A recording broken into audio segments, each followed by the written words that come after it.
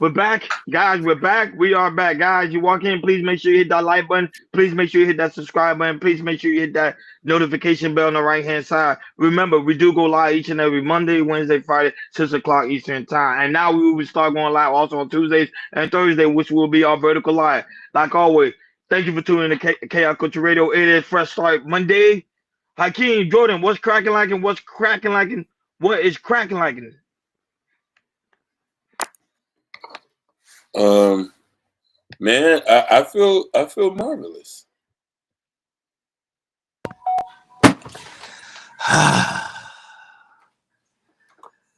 Boy, we lost, but we're gonna be all right. You know what I mean? We're gonna talk about the next topic. Well, other than that, let's go. Let's get it. That being said, shout out to I those seen it. watching us on all across the platform, Facebook, Instagram, Kick, and also Twitch. Shout out to those watching us on Rumble and also X. Go right ahead, Jordan. Shout out to the lovely Mimi, the first one in the building. Go right ahead. Before we get to the topic, I just want to show you guys. Y'all get the Chaos Culture Radio sweater. Rocking it now, so make sure y'all hit the link. Y'all go to the shop and get it, y'all. This is nice, comfortable, feels good. I just want to let you guys know. But let's get into the sports topics. Let's get into it. So the conference championships games are set. So we have the Kansas City Chiefs that beat the Houston Texans. They are advancing. The one of the big games, the Baltimore Ravens and the Bills. The Bills won. They're advancing. They will play Kansas City on this Sunday. And then you got in the NFC, you got, Philly, who beat the Los Angeles Rams. And then you got the Washington Commanders. Bad boy Jalen Daniels. I ain't gonna lie, that's a bad boy. They did their thing, and now they're advancing.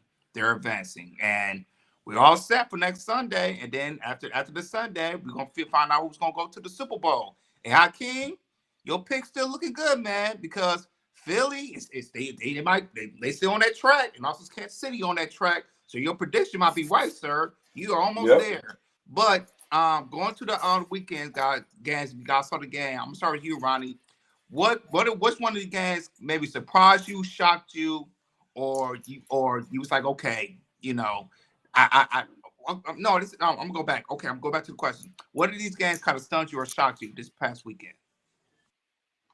Well, the number one game that shot me was Detroit. I knew about the Commanders. I knew how they have strong defense. I already know about the Jalen Daniels and how he played normal football, but it's just that them overall as a team, I ain't expected Detroit to lose like the way they did. But I know Washington Commanders was known for playing hard, and I knew their mind was on revenge of trying to get to the Eagles close to the finals, but. It was shocking. That one shocked the whole world, and not only that, the other one that shocked me too was Buffalo. I didn't expect Buffalo to win that game against the Baltimore Ravens because I knew Baltimore Ravens, even though they was down, they were gonna come back. They were gonna come back and win it, but Mark Andrews couldn't control the ball, so it was too upset this weekend. It was just a sad weekend for both teams. I'm just being honest, especially for Lamar. 'Cause I was really rooting for Lamar. Detroit, I thought y'all were gonna come out there and win it, but Lamar was the one that shocked me really the most, to be honest. Go right ahead, King. So I wasn't surprised because I already said I knew Detroit was gonna lose. And I wasn't surprised about Buffalo. What did I say in the last show? I said the boy Lamar Jackson doesn't have football IQ. He can't read the defense, for heaven's sake. Like, you could be athletically built like a god. You could run fast. Your arm could be a straight shooter. But if you can't look at this like a chessboard, how are you going to beat this thing? Some of the sorriest quarterbacks are NFL greats, but they had football IQ. So that's the point that I was trying to get. I have no quarrels with Lamar Jackson. I knew he wasn't going to win. The other guy had football IQ. Did you see how he picked and played his game and positioned himself who to throw and check the – come on, man. Yeah, Hakeem, going back to that Bills and Ravens game, it's just turnovers, man. Every game he's in, he just turned over the ball. He just got to find a way. And to me, I think he's going to win the Super Bowl. It's just, he just got to get over that hump. He just got to get over that hump. It's going to take him a while. And I feel like, the more experience he has, he's going to get over that hump. And I look, and there was a stat that I saw that, he's 3-5 in the playoffs. There's another quarterback who had the same record. And he got over the hump against the Patriots. That's Peyton Manning. So it took Peyton Manning, who's one of all-time greats, it took him a while to get to the hump because the Patriots kept winning. And then eventually he got over the hump and won as the Indianapolis Colts. Same thing with Lamar Jackson. We know you got Josh Allen in that division. We know you got Patrick Mahomes in the division. We know you are elite. You probably gonna win your third MVP. We know, but we just gotta see you get over that hump. Once you get over that hump and you get to a Super Bowl, you'll be one of the greats. But you just gotta use your what you did on the regular season and put it to the postseason. So eventually, we hopefully gonna figure it out. And Baltimore, I can see in the future he's gonna win a Super Bowl. When it comes to the Lions and the Washington Commanders, I had a funny feeling, guys. Like I was seeing how the team came out and how the coach was talking. I felt like we overlooked Washington, and that's the worst thing I thought. We overlooked Washington because I was thinking like the game plan is when it comes to Jaden Daniels, because I know how he plays. When it comes to running quarterbacks, they be killing us. And so I thought the game plan would have been, hey, keep running the ball, control the time of possession, but so we don't have Jaden Daniels on the field. I think that would have been the game plan. We would have won that game plan, we would have won, but they decided to have Goff, be fancy, throw the ball. He had 3 picks. He had 1 pick six that kind of went over. He had a fumble recovery that cost us as well. And we come to our defense as well. Our majority of our defense, we got like 13 players that's on injured reserve. So I knew our defense was going to be terrible. I just wanted to see that, run the ball more so we could control the time of possession. So keep Jay Daniels on the field, but they did not do that. And if he didn't do that, look what Jay Daniels said. He was marvelous. And Jay Daniels has been the best quarterback in the playoffs right now. He's playing better than Josh Allen right now. He's playing better than Patrick Mahomes right now. I'm not saying he's better, but he's been playing the best football of all the quarterbacks. And if Jaden Daniels go next week against Philly, which they are division rivals and everything, that boy can go to the Super Bowl now. And they don't got a lot of talent in Washington, but Jaden Daniels, he is a poised rookie quarterback. And he's doing stuff like this. He's had one of the best rookie quarterbacks we have ever seen right now. So hats off to Washington, and for us, we just found out we just lost our offensive coordinator. Now he's going to be the head coach of the Bears and everything. So for us, I think we'll be okay. Next year we still have a great team. We still have a Super Bowl window. So I'm hoping in the next 2 years to win the Super Bowl. The Philly and the Rams game, they kind of went to the end. Even though Philly won that game, there was some questioning things that I saw that Philly I did not like, and it might cost either the next week or in the Super Bowl. So Philly's kind of I don't know. Buffalo Bills, they're playing outstanding defense, and Josh Allen when they play Kansas City, Josh Allen plays very well against Patrick Mahomes. He plays extraordinary. So Josh Allen, this is your chance, man. If you could inform Patrick Mahomes win the Super Bowl, you're definitely going to be one of the top quarterbacks in the game starting next year. All facts, no cap on that one. I would say this weekend gonna be very, very interesting. I'm just curious to see who's gonna come out on top. I think the Bills got it. I think they'll be able to go and Mahomes home and take away from him if the referee don't favors Mahomes like they always do.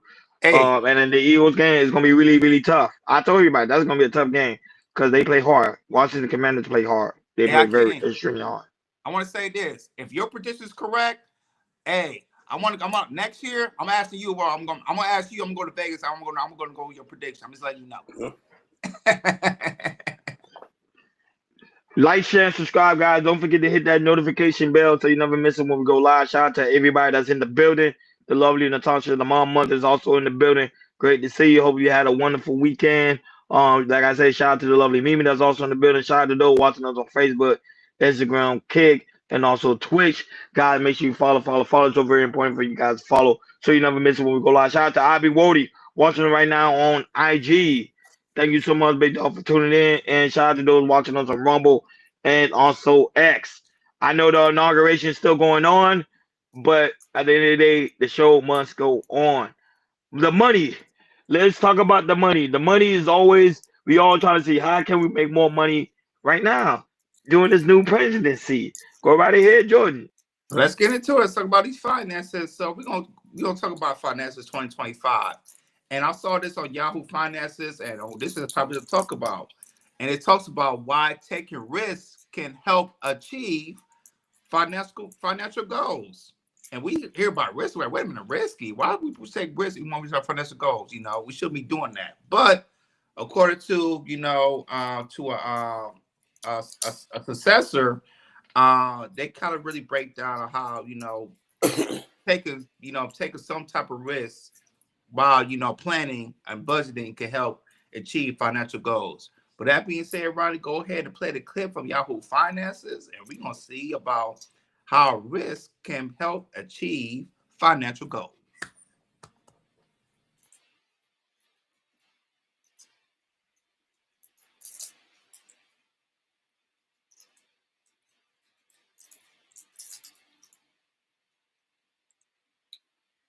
Resolutions, search for a new job or career, or even turn that side hustle into your main hustle, we want to bring you some actionable advice. 3-time Emmy Award-winning broadcaster Anne-Marie Anderson joins us now. Anne-Marie is the author of the new book, Cultivating Audacity. Anne-Marie, we are going to discuss some new year, new you career strategies that will hopefully bring financial gains, but I want to get into your career first. I mean, over 3 decades working your way up in the broadcast landscape here on the sports side. I mean, you have to be audacious in order to pull that off. You have to be.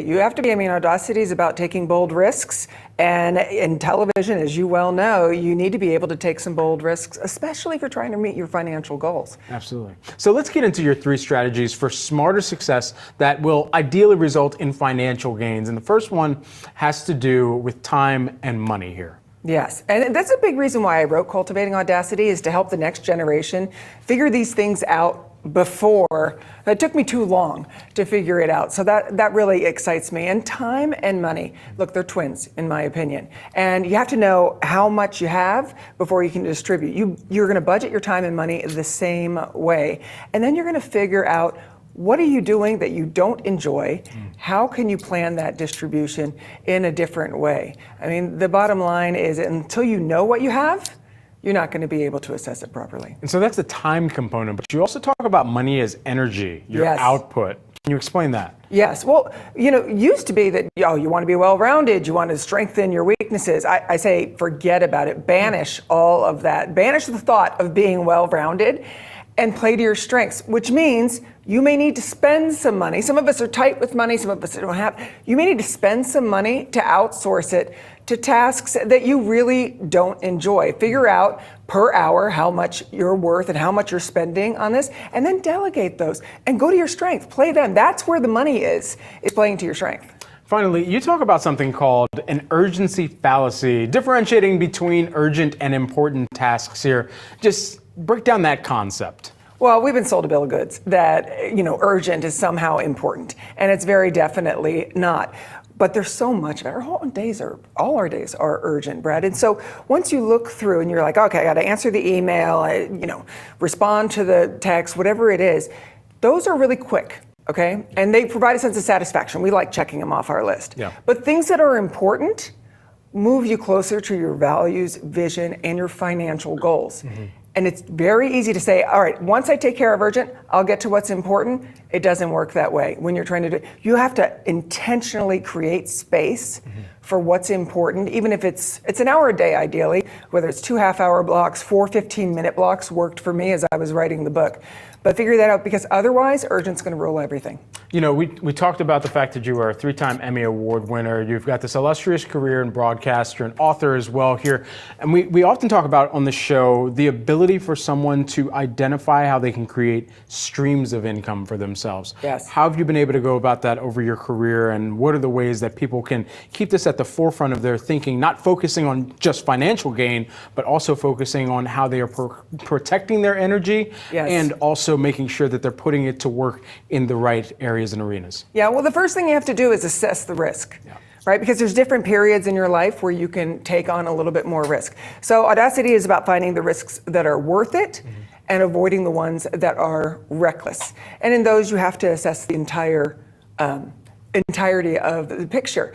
And then especially the younger you are, start taking more bold risks, because the failure and the fear's an invitation to grow. So failure and fear are going to lead you on the path towards your goals, financially and otherwise. What was a failure that you turned into a growth mechanism and something that you were able to then look back on and be able to kind of just add to your skill set as a result of failure? Well, you'll love this. First time on television, right? I mean, I was supposed to be on like a little regional television. I ended up getting put on ESPN2 in 70 million homes. I was completely terrified that I was going to be bad, that I was going to be judged, that I was going to be exposed, embarrassed. All of that happened, and I still survived. And that's the key, is facing that fear. The second time, I mean, you know this, Brad, better than anybody. The second time was just as bad. It just wasn't the first time. And so that's what's so tough about it, is take those failures and fears, learn from them, and move forward. It's all data. Yeah. All data. So many times I am happy that there's not enough server space. Some of the old videos.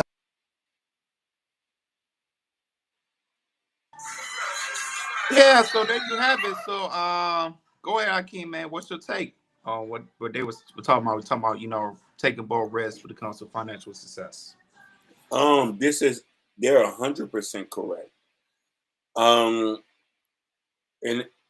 they defined it in a way, they was very light with it, but we also got to be careful on people internalizing like that.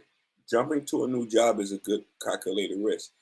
Investing, buying property, investing money on educating yourself. These are the other things that I look at there too. So you have to be bold and take risks to go ahead and do this. And, you know, as you say, failure is an invitation of growth. And I think a lot of us, especially people of Black people, we're scared to fail. So that's why we don't take certain risks. You know what I mean? And sometimes you got to block out the white noise. You don't always need the opinions of other people for you to do what you're doing. You know what I mean? You just got to go ahead and just get at it and get to it. I agree with you. The number one thing of stopping people from hindering for their success is fear, because they got in their mind that they won't be able to make it. Sometimes you just gotta take that leap of faith and just go forward, even though it may not go in the result that you want it to go. But at least you took that leap of faith and you didn't let fear to control you in the way of your success. That stops a lot. That hinders a lot of Black people, especially on this day. Today is Martin Luther King Day. It shows you that there was a man who took the leap of faith, even though he was afraid. He was arrested, beaten. You know the routine when it comes to Martin Luther King history. But he still took that leap of faith, even though the odds was against him. And look what happened. Look what happened to him. He changed a whole generation for more years to come. So it just shows you that you can't let fear limit you, because that will hinder your success. Your success right now is knocking at the door, but you just gotta know how to let the fear go, so you can be able to be who you're supposed to be on this earth. Shout out to Joe Don't Hurt Him, that's also in the building, and the lovely Sapphire Grace is also in the building. Blessings be upon you, Joe Don't Hurt Him. I see you. I see you in the building. Go right ahead, Jordan. Yeah, you guys made 100% facts on it when it comes to people. When it comes to people holding fear, and you guys are right. It holds a lot of people back when it comes to fear and everything. And it's so fearful that even though they think about doing something, they get so feared that they will never attempt it, you know, for the rest of their life and everything. But the thing is, it's like, you know, for me, about, you know, I mean, there's some stuff I took financial risk and everything, but to me, it's like, okay, you know, as long as, you know, if I think about it, you know, do my research, if I feel like I can do it, and I can do it. 9 times out of 10, it has been done. And I'm telling people, you know, who has that fear when it comes to, you know, doing things, open up a businesses, open up a business, stocks and everything, which was also risky as well, crypto and all that type of things as well. If long as you, and it's okay to have that fear, it's totally fine. But long as you plan it out, need to do what you do. If you fail one time, it's fine. You know, it's okay to fail. Hakeem's right. It shows that you growth, but you have to believe. You have to believe, and you got to be stern. Because if you don't have those type of qualities, you're never gonna do it. Never gonna do it. So please, people, I know fear is really attackful, but you gotta say to fear, it's like, hey, you gotta move out my way because you're blocking my dreams. You're blocking my goals. Throw fear out the other way. Now I got my shout out to Darren Long, the Sim Gods also in the building, and also you, Busy Y'all. Thank you so much for being there. Like I said, it is Martin Luther King Day. Happy Martin Luther King for those that do celebrate Martin Luther King. And shout out to you all know Mr. Darlog is also in the building. Hope you guys have a good weekend. Yep, we did put a poll. We did put a poll in the chat. So guys, make sure y'all take a look at the poll. Do y'all think Trump would do a good job this term? It's the second term, guys. We will talk about that later on in the show. Guys, don't forget to like, share, and subscribe. Don't forget to hit that notification bell so you never miss it when we go live. Shout out to the 10 people that's right now watching us on X. 10 people right now watching us on YouTube. Thank you guys so much for tuning in. Shout out to those 5 people right now watching us on Rumble. Thank you guys watching us on Kick and also Twitch. Thank you guys so much for tuning in. And Instagram, you know I can't forget you guys. Thank you guys so much for being here. Hip hop. Whew. Hip hop. Boy, there's a lot of controversy going on today with hip hop, but we don't talk about that later on the show. But go ahead, Jordan. Do your thing. All right, let's get into the hip hop. Let's talk about T.I. So T.I. was on, I think he was on Young Jock's Street Morning Takeover, and he was talking about him, transitioning to rap to, comedy. So because if you guys don't know, the last year or two, T.I. has been going up to doing some stand-up comedy. Try something different because he thinks he's funny, but he admits on the show that there's no money in the comedy industry while transitioning and everything. So he said that he been doing the comedy thing and everything, and he see that there's actually there's no money in the comedy industry, and I'm not saying he's kind of hurt by it, but he just sees like he thought T.I. was like, okay, if I do comedy in the next couple of years, I can see some bread and everything. But unfortunately for him, he said there's no money in the industry. But don't take my word for it. So go ahead, Ronnie, play the clip, and we're gonna chop it up. Shout out to King Rooster. King Rooster's in the building. No. It's not the same as your music career. Ain't no paper. Man, listen, okay, you got your Kevin Hart's and your Dave Chappelle's, your Cat Williams, and me. You got me down here, you know what I'm saying? Like it's the scale slide. Yeah. It ain't a slope. It's a dip. Yeah. You know what I'm saying? But the thing is, man, I ain't even tripping because it's so much fun and I enjoy myself. And the energy always just be. And that's the thing, I think, when we get older, when we done had money, because we done had time where we had all the money in the world and the energy just wasn't right. Yeah. You know what I'm saying? Yeah. So, I just value my peace of mind, and I just value good energy and being able to just.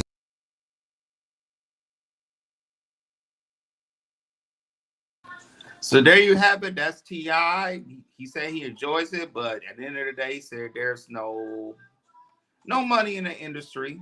Like I said, I heard T.I. was doing a comedy, but I didn't know he was trying to be serious or trying to make money out of it. So I don't know about you, Ronnie. Did you know he was trying to make money off of comedy? Or do you think it's funny? Of course. Yes, of course. And I don't know, y'all heard too about the lawsuit that the $72 million that he supposedly won. Now the judge, I think they're going back to the judge because supposedly they reduced the amount of money that's been going to be given to them. So I think it's not 72 million. I think it's like 12 million, if I'm not mistaken. I could be wrong with the numbers. But yeah, remember, everything you do, you want to be compensated for. It's just that's the rule of the game. We live in a wealthy society where it's built on money, a commonwealth society. So everything is built on money. Everything we do, we don't just want to do it for free. Now, T.I. at some point he even said he got compensated for being an actor. He got compensated for being an artist. Now he want to be compensated for being a comedian, and he don't understand being a comedian is very, very hard. A lot of people will tell you that. Steve Harvey, Kevin Hart, David Chappelle, they will tell you that it took them long time before where they at today before where they at right now. So it's gonna take a lot of work. And not to be honest, but T.I. is not really that funny to me. Or to me, he just need to get better writers. People keep forgetting Kevin Hart do have writers, and also he write his own material. So if you really want to make like really really good money and want to really be successful in being a comedian, he need to study the greats. Red Fox, all the greats. The list could go on and on, but he do want to get compensated, but it's just gonna take a slow grind. It's just like the rap game. It takes a while. It's not gonna be as fast paced. Go right ahead, Kim. So when I heard him say that, I was insulted. This is something you come in and you think this is just like something to play with. Real comedians take this shit seriously. They spend their whole life in this. You say there's no money, nobody's booking you, homie. You just got in here. We want to hear you say, so why you gonna go and do that? That's all I want to hear you to do. I never heard your jokes. You be too serious all the time. But to say that comedics should be taking offense, who paved the way? It takes comedics sometimes 10 years to perfect a craft to get to the point where you got Dave Chappelle is worth $100 million. But do you know he does 15? There was one year he did 1,500 shows just on the road, small clubs, and he is big as him. He do that. You know what I mean? Tiffany Haddish, Air Spears, Earthquake. Like I could keep going. I could name some names. Like these guys, they get booked. You know what I mean? Our boy, what's his name? The short guy. Kevin Hart. Cat Williams. Cat Williams. You know what I mean? Like who does? He's worth about $50-something million over that. So I don't know how you say ain't no money. Nobody booking you because you don't have a love for this. Don't come disrespect the craft. Go back to music. Put out some more records and make some money over there. Yeah, Hakeem, I agree with you 100%. When it comes to the comedic games, I live in LA. There's thousands of comedians over here. And the average comedian works a 9 to 5. Maybe had 2 jobs.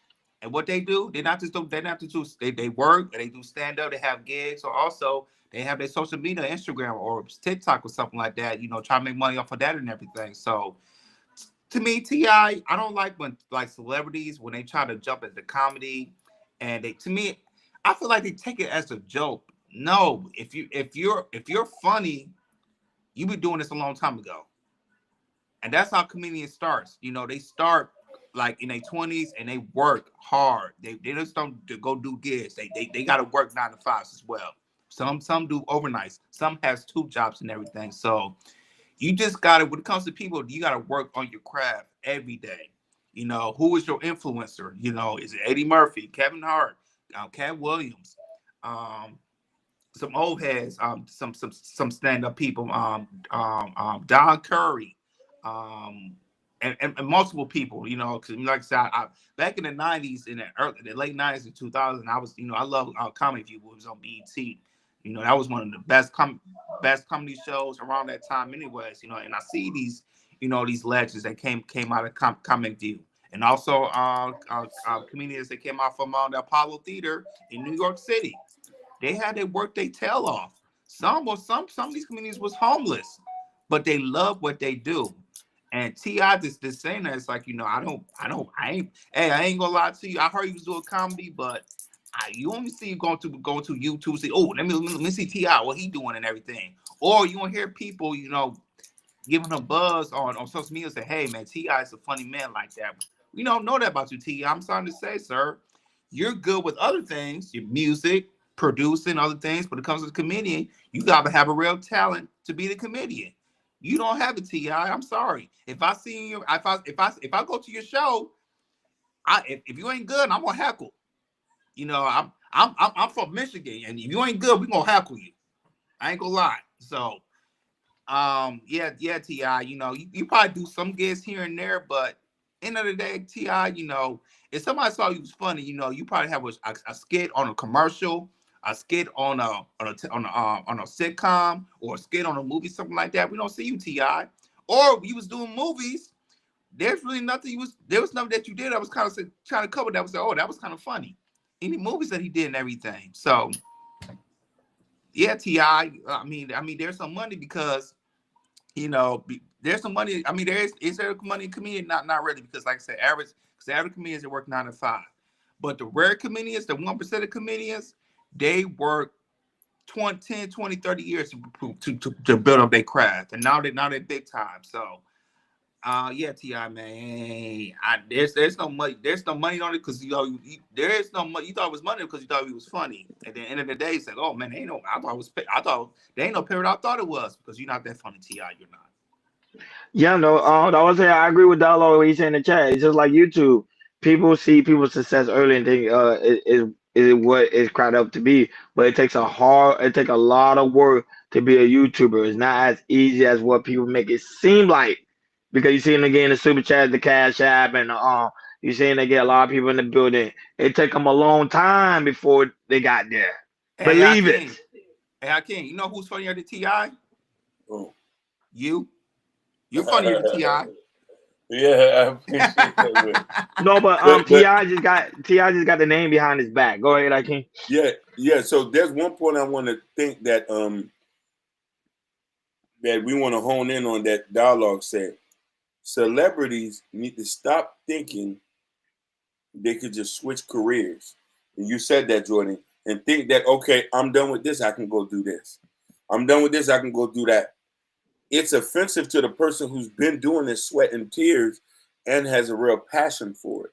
But you see a lot of rappers, their goal start a podcast. What are you going to talk about? What everybody else talking about? What everybody else talking about? You ain't see Tiger? Yeah. Tiger got a podcast, and now Lizzo got a podcast on Twitch. You see, like when I'm hearing this, I'm like, okay, is this a money grab, or you seeing everybody doing this? But I always just say, like, you got to just stay in your lane and hone in on what you do best. And that's the best thing to do. But shout out to Ashton Williams, the creator of the Shiesty Avenger. It's also in the building. Remember, guy, he normally go live at 7:30 Central Time, 8:30 Eastern Time. So you don't not want to miss that when he goes live. Go over there and support the brother. He close to 800 subscribers, which is really good. I would say slow and steady wins the race. You don't have to be fast like everybody else. Believe that. The other day, I was watching, I know we're about to move on, but I was watching the High Show Speed, and I was watching his podcast the other day. He was over there in Panama, and they show you that it took him a while to get there. He even mentioned it. He said it took him a while to get there, but now he had like close to 500,000 people watching him on YouTube. That's pretty hard to get. And he's a young man, but he took some hard time to get there. Go ahead. We do have a topic to get on that later on through the show to keep in mind. I want to keep in mind what Ronnie said, because we do have a topic later in the show we want to talk about as well. Like, share, and subscribe, guys. Don't forget to hit that notification bell so you never miss it when we go live. Shout out to everybody that's in the building. Thank you so much for being here. We really do greatly appreciate you guys on this Martin Luther King Day. Hopefully you guys went to the Martin Luther King parade. Some people watched the inauguration the whole day. Not me. It was too long to be watching. But, it's a lot of things going on. So that being said, we're about to deep dive a different variety of topics. It is Fresh Start Monday. Jordan, go ahead, do your thing, big dog. Let's get into it. But yeah, once again, guys, let's start off with this. Happy Martin Luther King Day to everybody. Today is the day. Martin Luther King. He was the activist. Fight for civil rights. Also fought for nonviolent resistance and nonviolent civil disobedience against Jim Crow laws or other form of legalized discrimination as well. So, Hakeem, Rodney, I do have a clip of showing Martin Luther King. He's doing a little speech. And after that, there's another video I sent out Dr. Martin Luther King's song talk about, what would Martin Luther King think about in 2025 if he was alive today?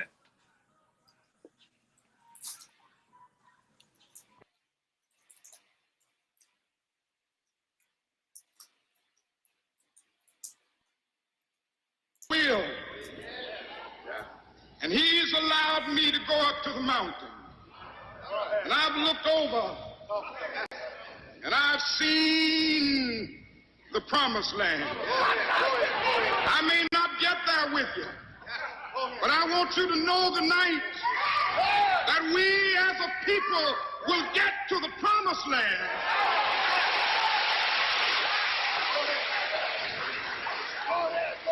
So I'm happy tonight. I'm not worried about anything. I'm not fearing any man. Mine eyes have seen the glory of the coming of the Lord.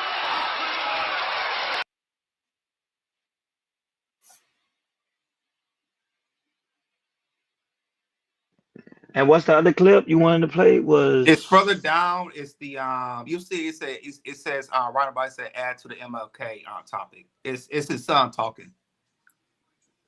oh, I see it. Okay. I see it.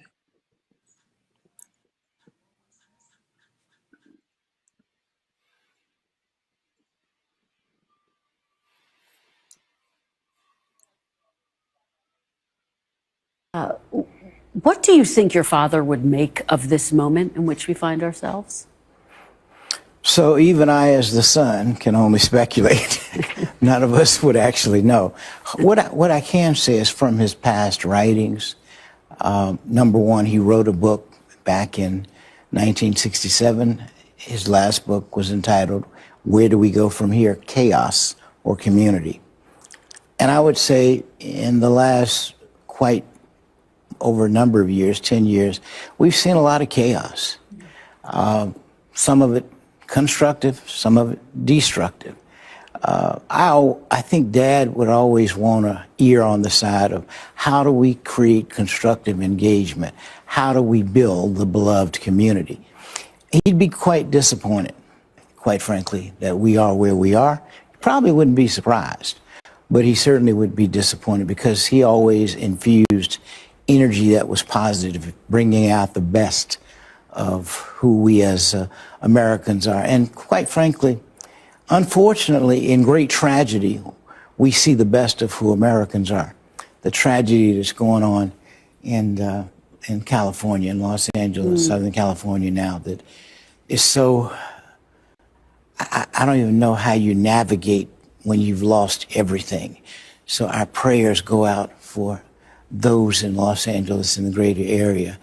And that's why we need to be unified, because we see what if it's a tsunami, a tornado, a hurricane, we come. That's who we are. But when it's over, we go back to our corners and live in bubbles and separate. We need to exhibit the behavior that we exhibit in tragedy universally, all the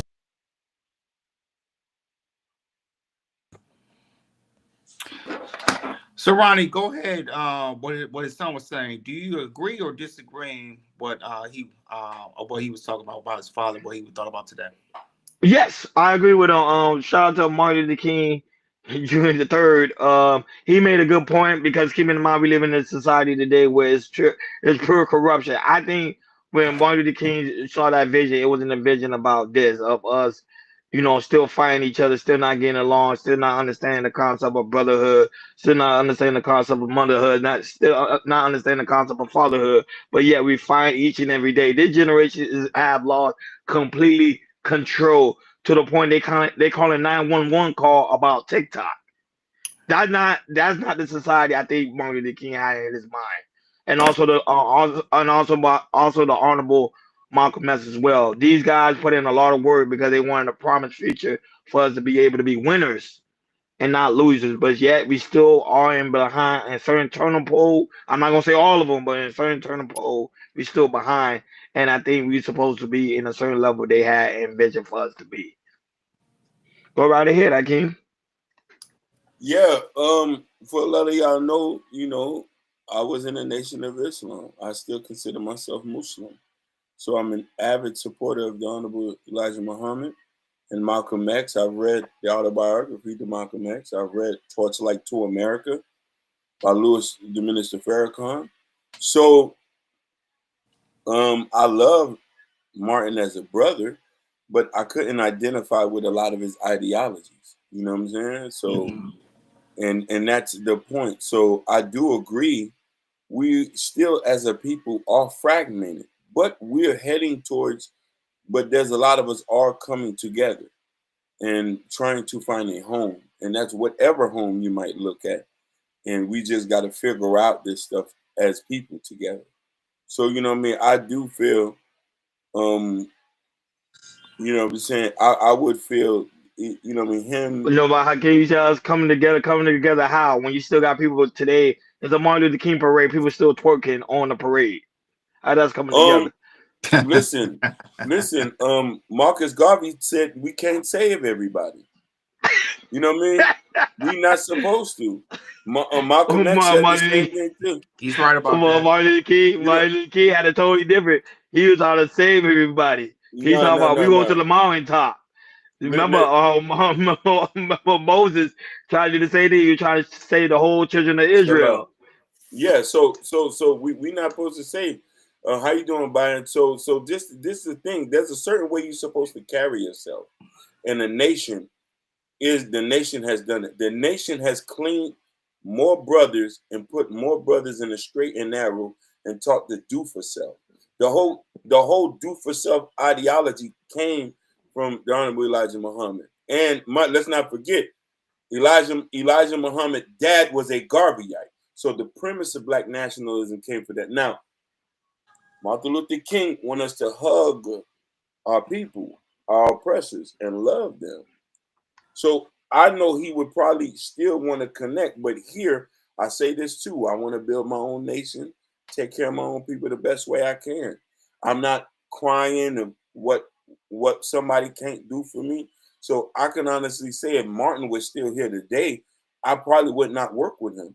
I would love to work for a Malcolm X, definitely an Elijah Muhammad. Elijah Muhammad blueprint still works to this day. Still works to this day. Go down to Georgia. They own almost 100 acres down there. And any form of doing for self, and that's the blueprint of it. You know what I'm trying to say? Mm-hmm. That's it. I'll just say this, Hakeem. I think if Martin Luther King was alive to this day or been alive a little bit longer, I think his ideology would change, and I think it would be more towards like a Elijah Muhammad and Malcolm X type of thing, because he can see, you know, I believe, you know, everybody's coming together, you know, I have a dream and everything, but I think, you know, if he would have been alive longer, I think his ideology would have been changed and work as more of a nation. I definitely agree that 100% and everything. That's just me, because of the changes, you know, because I just believe, like, you know, if you don't see any change in the next 10, 15, 20 years or anything like that, I think, because like I said, people have the option to change their mind. And I think Martin Luther King would have slightly changed his mind. Maybe Kyle would have changed his thoughts and everything, because I get what Martin Luther King was doing, but like I said, I'm more of a fan of not Malcolm X, like myself, of building a nation as in one and everything, helping our own people. No disrespect to other races, but that's how I feel as well, because you look how the Jews did it, you look how other people did it, you know that's doing it better than us as black folks as well. So and that's been working for, you know, millenniums, generation of years and everything. You can see all that. So, but other than that, like I said, my thing had a dream to get everybody together, to see everybody as equal. I get all that, and and most people view that way here as Americans and everything. But I also will say this too. I think, what kind of, hurts us around this time too, that, when it comes to politics, everybody's so far left and so far right, and being very, very extremes about, what Republicans think or what Democrats think, And the thing is, it's like, we can agree to disagree, but I feel like when we disagree, we start, be taking personal shots at each other. Because we see it all on the Instagram. When it comes to when you see when people that go for Trump, you see people in the comments, they bash at each other. Or when Joe Biden, won, you see Trump supporters bash on Joe Biden supporters as well. Personally, I feel like, it doesn't matter what side you on, agree or disagree whatsoever. But the thing is, we are all Americans here, and we all want to see our country, be success and everything. But in order to do that, we don't need to be bashing on people's views that they feel like some type of way. You don't need to be bashing people, personalized and everything, and all that type of things. And and that's to say, if Donald Trump would have seen more of that, maybe his ideology would change. But like I said, people have the right to change, but that's how I see it. No, but people also fail to realize. Remember, you got to keep it in mind. Martin Luther King did sit down with Malcolm X at one point before both party was assassinated. Now, what happened in that conversation, nobody never known because they never published on what was said during that conversation. But I think when Martin Luther King went to go see the Honorable Malcolm X, that's when he realized that what he was doing was wrong, but it was too late. And it does happen. But at the end of the day, both parties had a vision for what they want their people to become, which is black folks. They wanted them to be successful and start living in fear and realize there's a golden opportunity for everybody. Everybody can win, even though it can be in a racist society. Like, share, and subscribe, guys. Don't forget to hit that notification bell on the right-hand side so you never miss it when we go live. Shout out to the lovely Bobby Bryant. That's also in the building. Shout out to No Chaser. That's also in the building. Thank you guys so much for being here on this lovely Martin Luther King Day. Shout out to those watching us on Instagram, Facebook, Kick, and also Twitch, and also Rumble, and also X. Thank you guys so much for tuning in. We got 20 people right now watching us right now on X. Shout out to the 12 people right now watching us on YouTube as well. Thank you guys so much for being here. Go right ahead, Jordan. All right, I want to talk about the Marvis Garvey, but I forgot to say it to Hakeem. I mean Ronnie, but in the chat. But I want to talk about it, but we'll get into another topic. So next topic, let's talk about this real estate developer, and this went viral over this weekend. So if you guys don't know, there was a woman who went to this woman. I think she had 2 of her kids going down his house, and a real estate developer was, pulling up to his home and everything. And then the woman was asking, like, hey, this your house? And he was like, yeah, this is my house. And she was like, I don't believe it. I don't believe it. And then she started running with her kids and yelling, help, help, help, and everything, knowing that was his house. And so while the man went back in his house, they was looking at the cameras, and the woman came back, and then the man's wife came out and saying, what happened and everything. And she was explaining, like, there was a man, was pulling up, and I didn't know he was, saying that was his house. And then, she didn't believe it. And then she's, running around, calling for help, which is, which a lot of people would say, you're racially profiling this man who lives here. And, you might not see him in the neighborhood, but he lives in his house and everything. And this went viral. And then after the viral moment, that woman was getting some more heat. She came out, with her crocodile tears to try to apologize to everybody, because that's not what she meant and everything. But we got the photo, we got the video. So go ahead, Hakeem, play the. Go ahead, Karani, play the clip, and after that, we'll chop it up. We need to.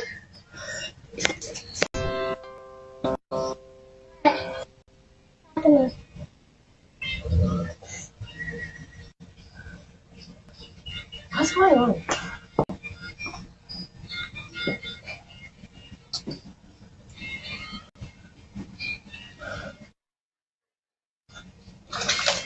Do you live here?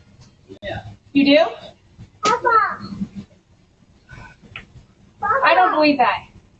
What? I don't believe that. So what are you doing here? Rory, come on. Rory, come on. Hey.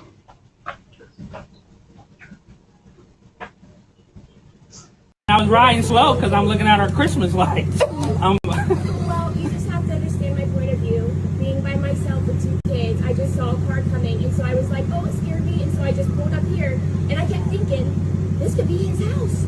But you didn't say, this is my home. You just said, are you looking? And I was like, I did. When you was on the porch, you asked me, did I live here? I said, yeah. And you said, no, you don't. And you said, I don't think you do. It was obviously, you could tell that I was really caught off guard. Like, I'm pulling in my... It's like I'm pulling in my house. Like, this is not this neighborhood is probably one of the best neighborhoods in Ohio. You don't have to worry about stuff like that. Well, I'm very sorry. I was riding slow because I'm looking at our Christmas lights. Well, you just have to understand my point of view. Being by myself with 2 kids, I just saw a car coming, and so I was like, oh, it scared me, and so I just pulled up here, and I kept thinking, this could be his house. But you didn't say, this is my home. You just said, are you looking? And I was like, I did. When you was on the porch, you asked me, did I live here? I said, yeah. And you said, no, you don't. And you said, I don't think you do. It was obviously, you could tell that I was really caught off guard. Like, I'm pulling in my... It's like I'm full. Followed 20 minutes home and my car was broken into when I was at the store. And when I was a little girl, we had a man banging on our door and helicopters hovering over our home. So, did I overreact? Yeah, maybe a little bit. No, maybe a lot. But I showed up at the door and I said that I was sorry 2 times. People are going as far as saying they're not genuine apologies, that I'm out to get them for whatever reason that is. I don't know how it could be twisted that way when I literally thought he was a white man. So I knew it wasn't going to stop there, but the Facebook page stuff was deleted. Not me ever asking for any of it to be deleted. I made a public apology to them through the video to a whole followed 20 minutes home and my car was broken into when I was at the store. To a whole Facebook page of almost 500 residents in our neighborhood. And then I posted in the comments multiple times when people were just saying like disgusting and just tearing down our family's name. I once again came on and I said, if there's ever an opportunity to reconcile, like I will. I'm so sorry I could have ever offended you. And so I've absolutely apologized multiple times. It's not been accepted. Go to a Oh, them little crocodile tears. Oh, Hakeem, was she profiling that man or not? 100%.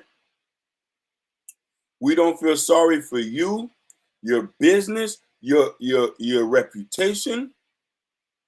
Funny enough, there's a little part of that video where she went to another house and the lady asked us, say, hey, was the person you seen was black? Because she said there is a black family that live up there. I watched that video.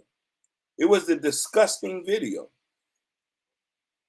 These folks know the only button you can press is that police button.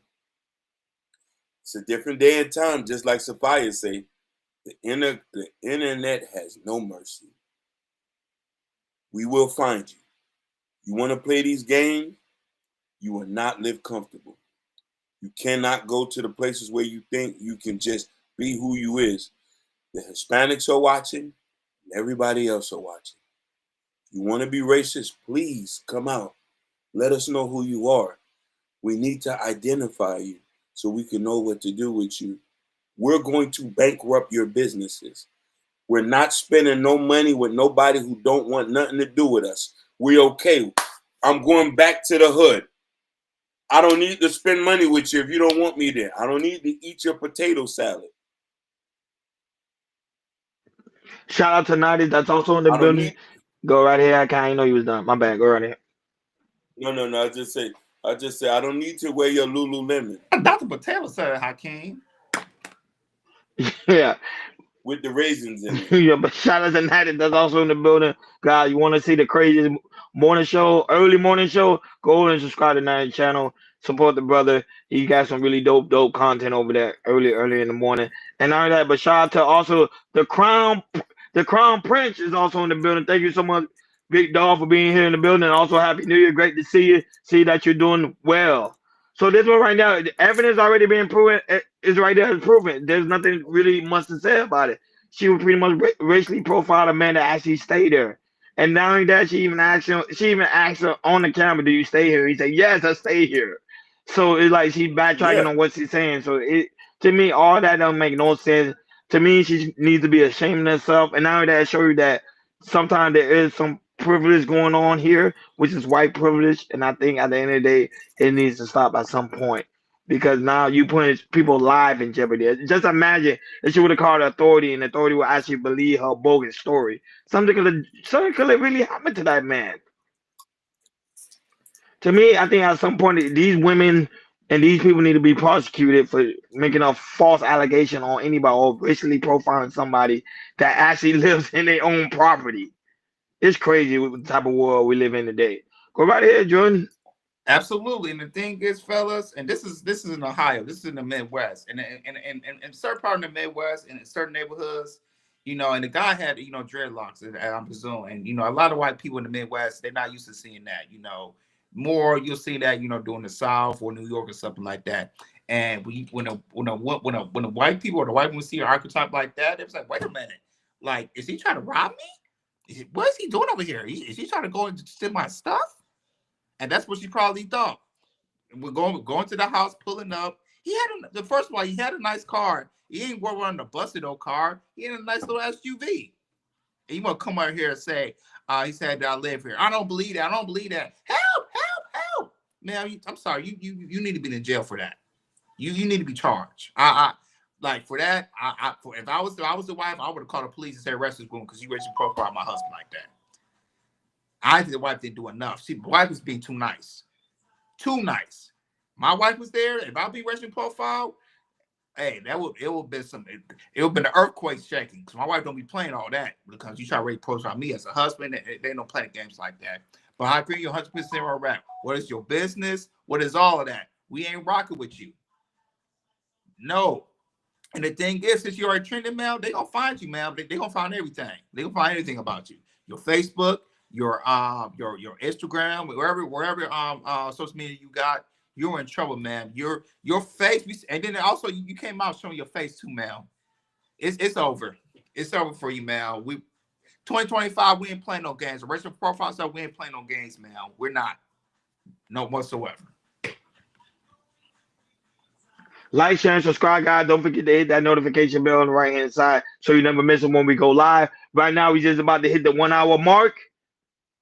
Trump inauguration 2024. Well, it's actually 2025, but they put Trump inauguration 2024. But Trump was sworn in today, guys. So we're about to head to the main topic of the day. Trump was sworn in as the 47th United States president in Washington, D.C. Go right ahead, Jordan. Do your thing.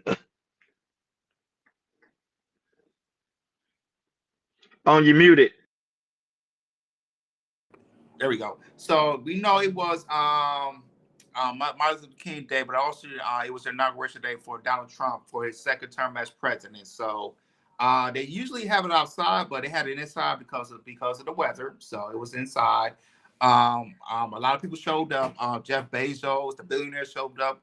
Mark Zuckerberg, Jeff Bezos, Elon Musk was there. George W. Bush, his wife was there.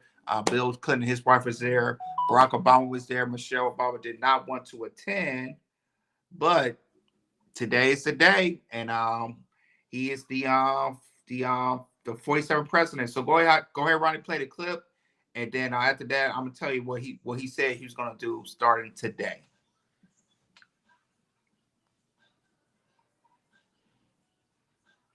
That I will faithfully execute. That I will faithfully execute. The office of President of the United States. The office of President of the United States. And will, to the best of my ability. And will, to the best of my ability. Preserve, protect, and defend. Preserve, protect, and defend. The Constitution of the United States. The Constitution of the United States. So help me God. So help me God. So starting today, he's planning to assign 100 executive orders starting today on border control, deportation, trans rights, ending birthrights, citizenships, and also he's going to sign an order declaring that there are only two genders. I'm sorry. He will immediately sign an executive order declaring that there are only two genders, male and female.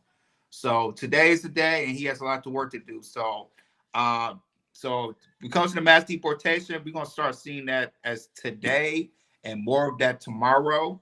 What else?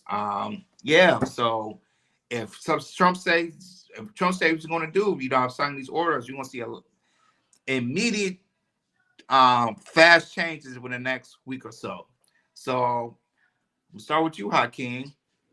The president, your Donald Trump is in office, and he's signing executive orders. So what do you? I have to say this: in the first month, what do you see in the first month? Since Donald Trump is in office, what are you going to see in the first month? Hold on. Before Hakeem, you go, guys. Don't be afraid to take the poll we put in the chat. would Trump do a good job on this term as president? So make Yes. sure you guys vote in before I end the poll on that. Go right ahead, King.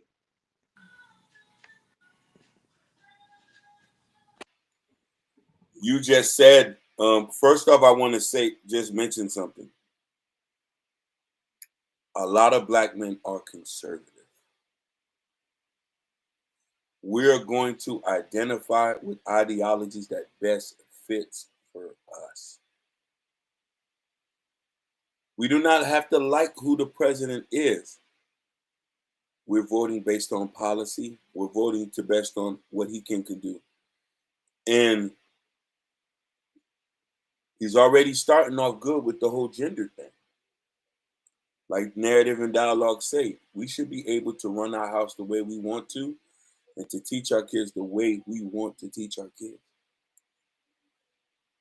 I see him going in there, shaking things up. But the best thing I see him is going to do, which he has done last presidency, and a lot of people overlook why I want him as a president compared to traditional politicians. Traditional politician has not done anything for us but spoon feed us and pacify us as people. Trump is going to force us to get up off our feet and work together and do for self.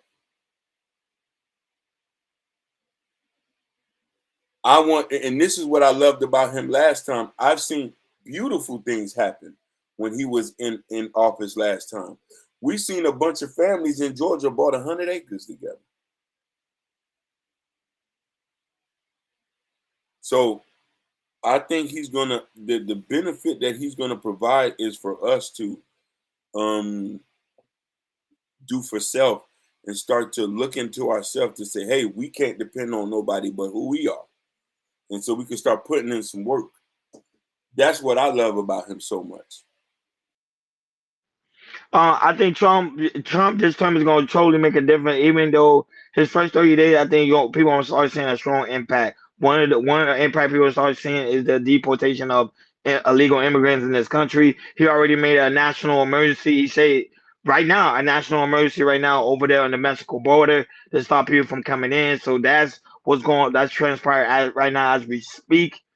And also he's going to also be working like Akeem stated about the situation when it comes to the kid gender, that now we gonna be identified kid as a boy or a girl, male or female, and that's going forward. And I think everybody's actually on board with that. A lot of people online say they are actually on board with that. That kids, you shouldn't influence any form of kid. It should be the parents' job to do what they will with their own children. It's not their job as governor or anybody else to put that type of ideology into the kid's mind. It's the parent's job for that. So Trump is already doing he doing what he's doing right now. And he stepped in the office today as official, but his job really starts tomorrow. But he's already put on board, and not only that, he also talking about stopping the wars and try to make this a golden age. A golden era in the United States. So that's why I told you, a lot of people are gonna come out richer than they ever been. So this is a good opportunity for everybody to pay attention. Don't be too much in the hype. Don't focus too much in the media. Focus on how can you build yourself in this new term as Trump being president. Go right ahead, Jordan.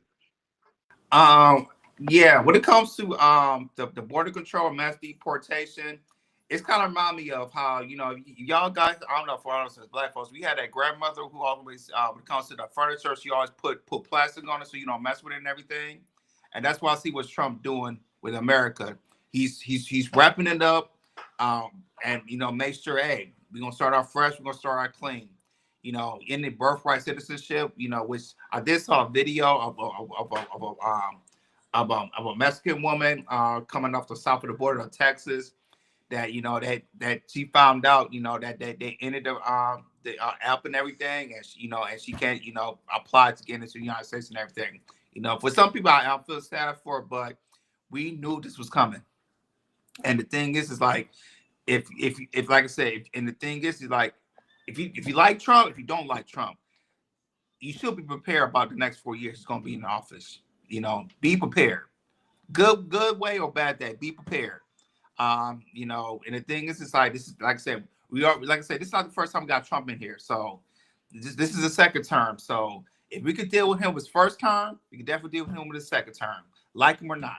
So when it comes to you know, the economy, I definitely, you know, seeing a big growth coming to the economy. I saw the last couple of days stocks and crypto that was going crazy and haywire and everything.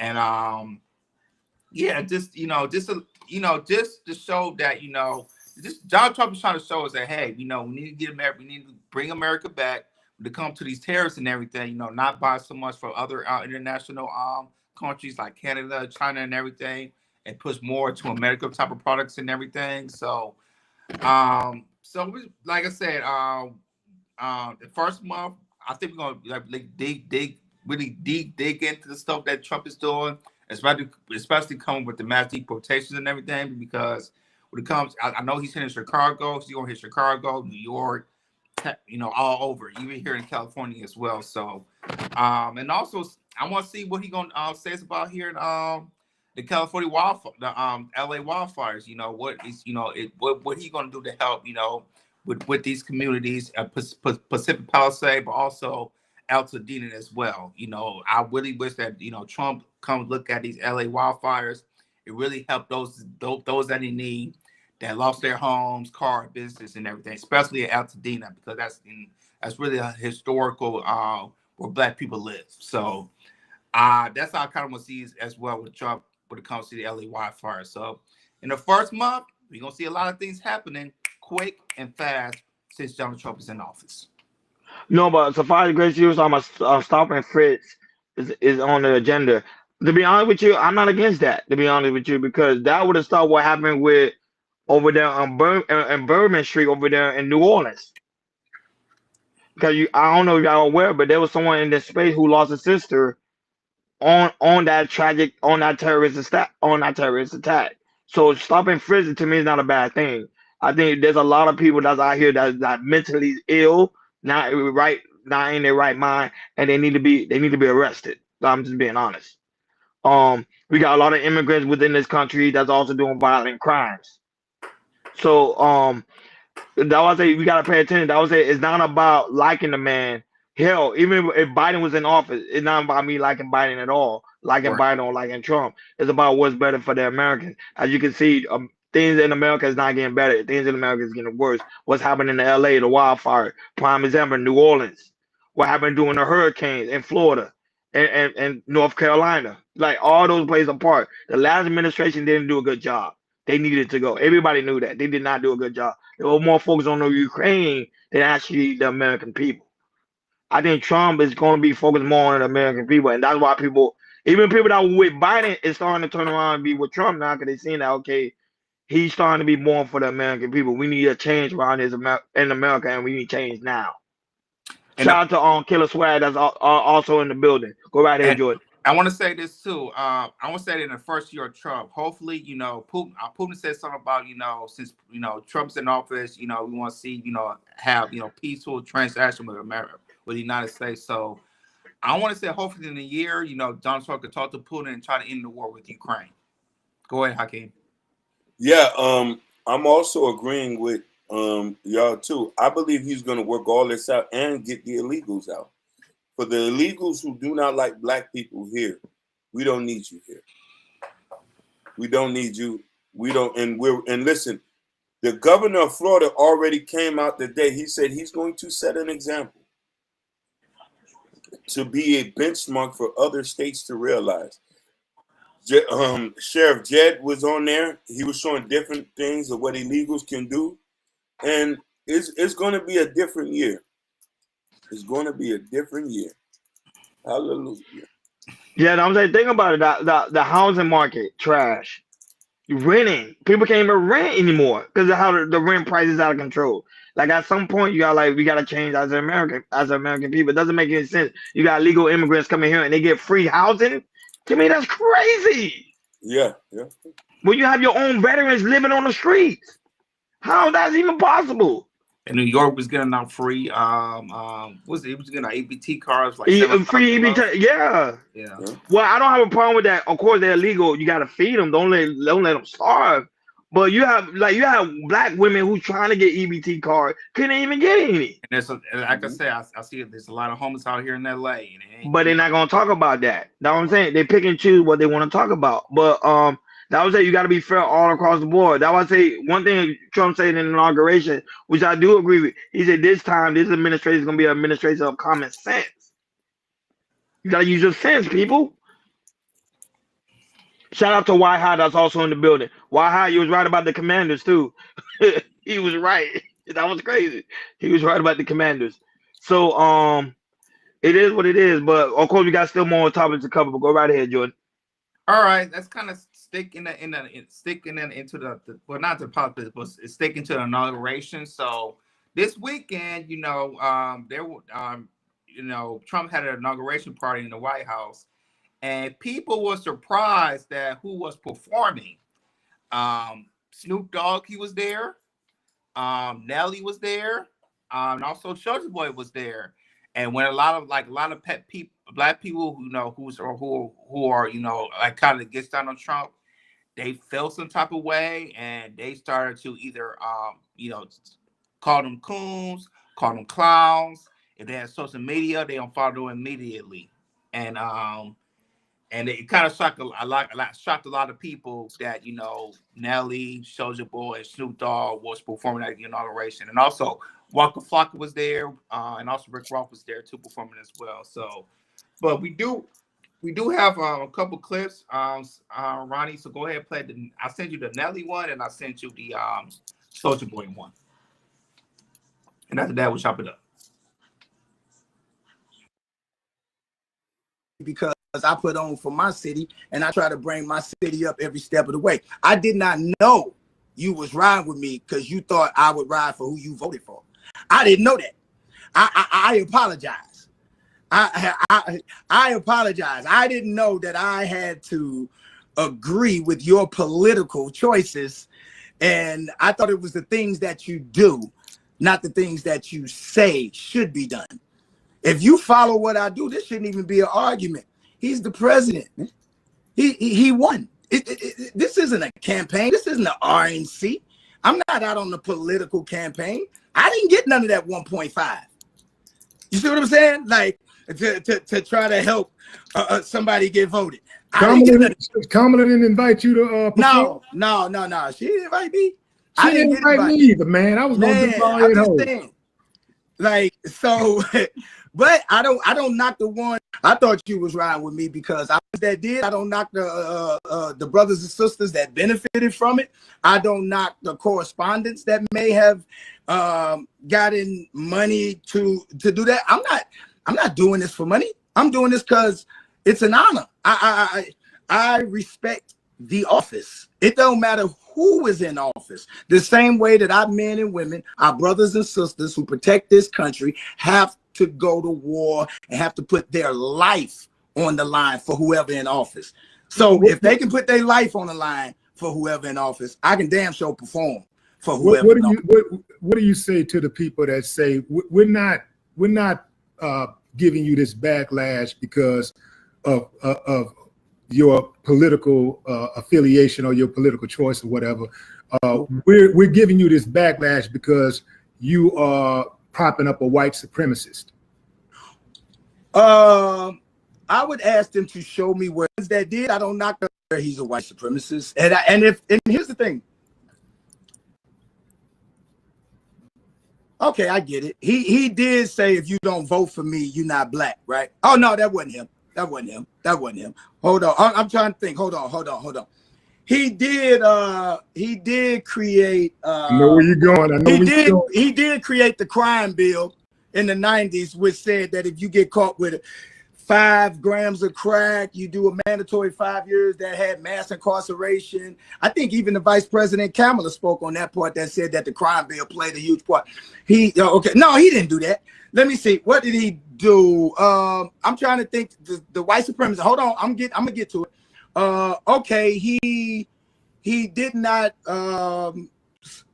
rent to black people? What was it, in the 70s or the 80s? Is that what they said? And like, oh, okay, is he written to him now? So he's a white supremacist, and nobody's allowed to change, right? See, here's the thing. So we can talk about past, but we never want to talk about our past. If we bring up, if our past get brought up in our community for a lot of what our men did, we always call it rehabilitate. Yo, these young brothers, we've been through a lot. I know I've been through a lot. If my past was what was going to prevent me from winning today, I wouldn't be here. You know what I'm saying? Now, I'm not saying that he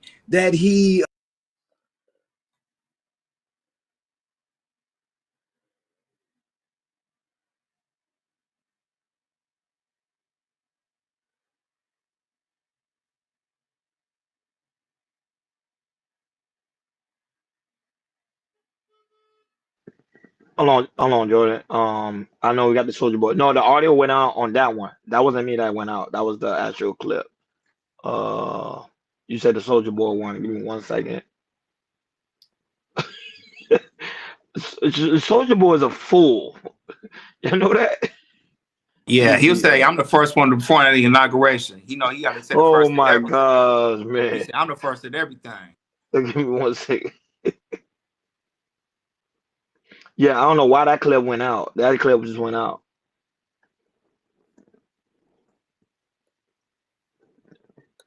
Come on, Soldier Boy, what's going on? Give me 1 second. Yeah, Soldier Boy's a funny guy, man. He's funny. Oh, give me 1 second. Soldier Boy, like, I'm the first one to perform at the inauguration.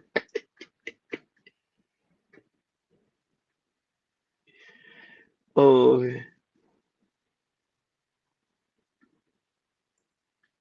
I wasn't even there. Y'all so worried about he performed, him, Snoop Dogg, Rick Ross. Kamala, you ain't even win. Obama, you ain't called my fucking phone. I'll suck my dick, nigga. Y'all want me to not answer the phone of the fucking president? Get this nigga the president of the motherfucking United States. Trump wasn't even there. It wasn't even a Trumpy. It was the crypto ball for crypto. They paid. Y'all can suck my dick, cancel me all day. Fuck y'all. Fuck y'all. On my nigga, I don't give a fuck when nobody talking about what the fuck I want to do. And I'll go again. Fuck you talking about. Y'all can suck. I ain't gonna lie though, them folks did try to trick me though. I ain't gonna lie. I 50-50, I ain't give a fuck though. 50-50. Halfway I was like, man, fuck this nigga Trump, I don't fuck this nigga. And halfway was like, nigga the president. You feel me? But whatever, man. I really don't give a fuck. But nigga, bro, the nigga wasn't there, bro. It was a crypto ball, bro. Fuck it. Pay me a bag. I got bills to pay. Until y'all gonna pay me the same amount they pay me. Fuck y'all. Fuck God. Oh, yo. I need this bag. 50-50, champ. Oh, they had a bag. What y'all want me to do? No, I needed that bag, bro. What y'all want me to do, dog? Like, I don't know what to tell y'all, bro. Just like, it don't matter how much money a nigga get, bro. Nigga just need more money, bro. I said, we need a hit song. All right, I got y'all, man. If I drop a hit song, y'all gonna forgive me for this shit, man. I got y'all, man. I'm gonna go in the studio and make a smash, make a hit, man. Then we good. We all good. I got y'all, man. You know what I'm saying? I'm gonna get in the studio, make a hit, man. You know, we gonna forget all about this, you know.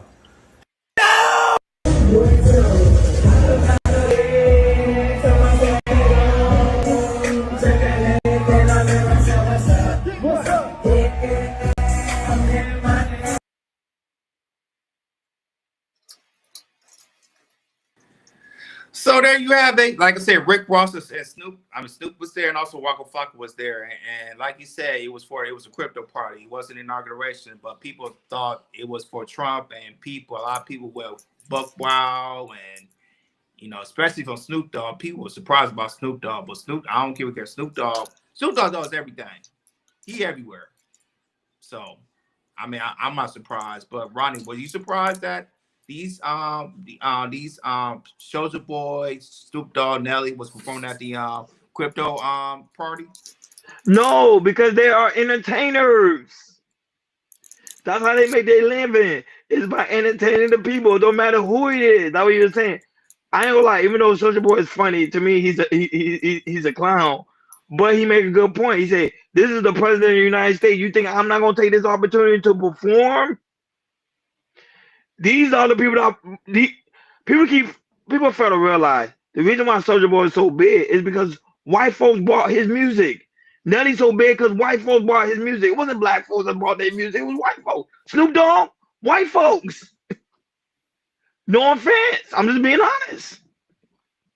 So them going and performing for these people, and Rick Ross, them going to perform for the crypto or for the inauguration, they got to make a living somehow. They know at the end of the day, going to these small venues ain't going to pay the bills. Going to a big venue like that is going to bring record sales. It's going to bring them more visibility. They took their opportunity, whether we like it or not.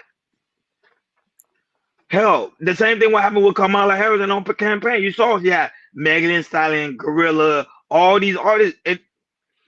Even though they may have mixed political views, they did it because it was a good opportunity. Beyonce, it was a good opportunity for them to perform for the elites. It is what it is. I can't hate the game. That's how the game plays. Go ahead, Hakeem.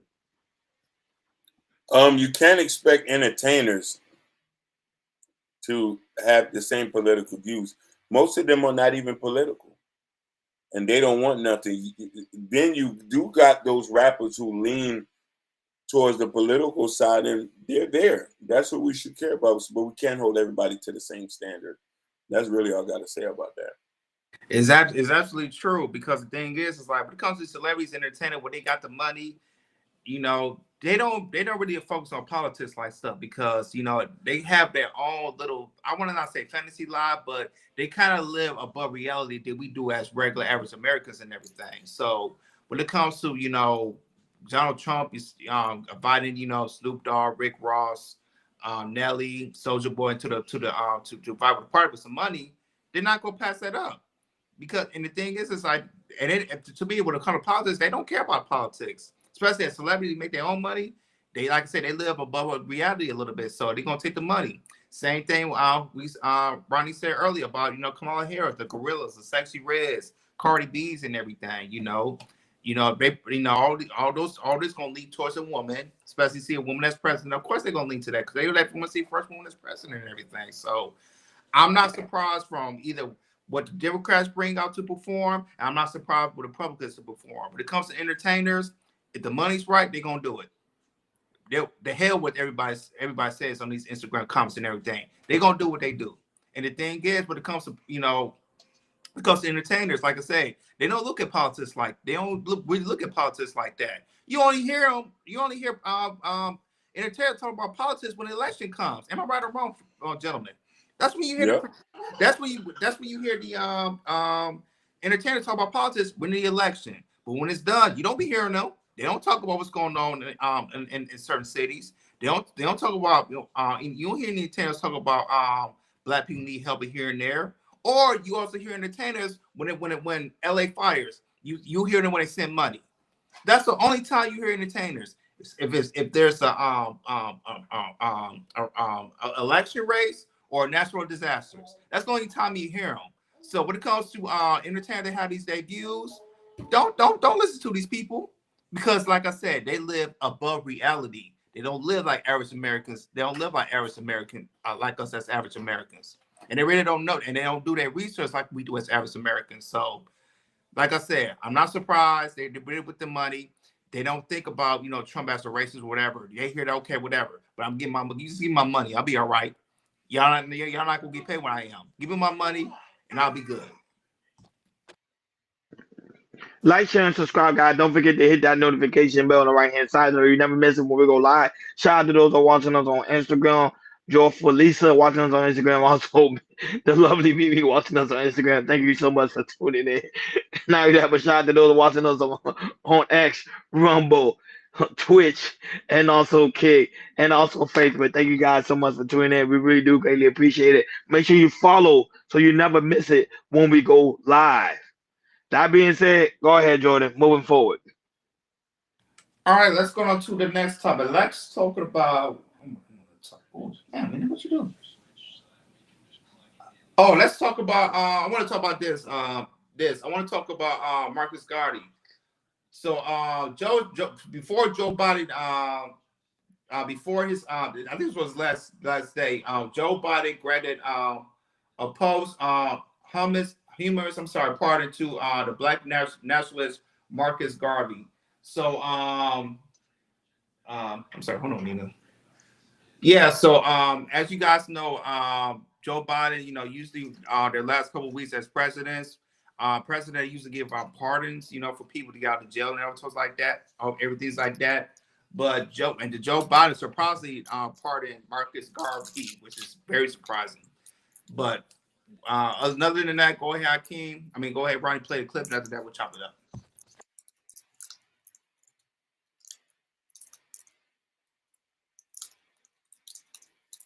On his last full day in office, among the 5 people pardoned today, Ravi Ragbir. The Brooklyn native was convicted of a nonviolent offense more than 20 years ago. Since his release from prison, he has become an advocate for immigrant and faith communities. Also pardoned posthumously was Marcus Garvey, the renowned civil rights leader who organized and lectured in Harlem. The NAACP is praising the president's decision. Marcus Messiah Garvey, who is an icon among civil and human rights advocates and leaders, who was the father of the Pan-Africanist movement and who is a symbol of Black liberation and self-determination. The president is also commuting sentences for 2 people who would have received shorter sentences under current law. President Biden issued more pardons on his last full day.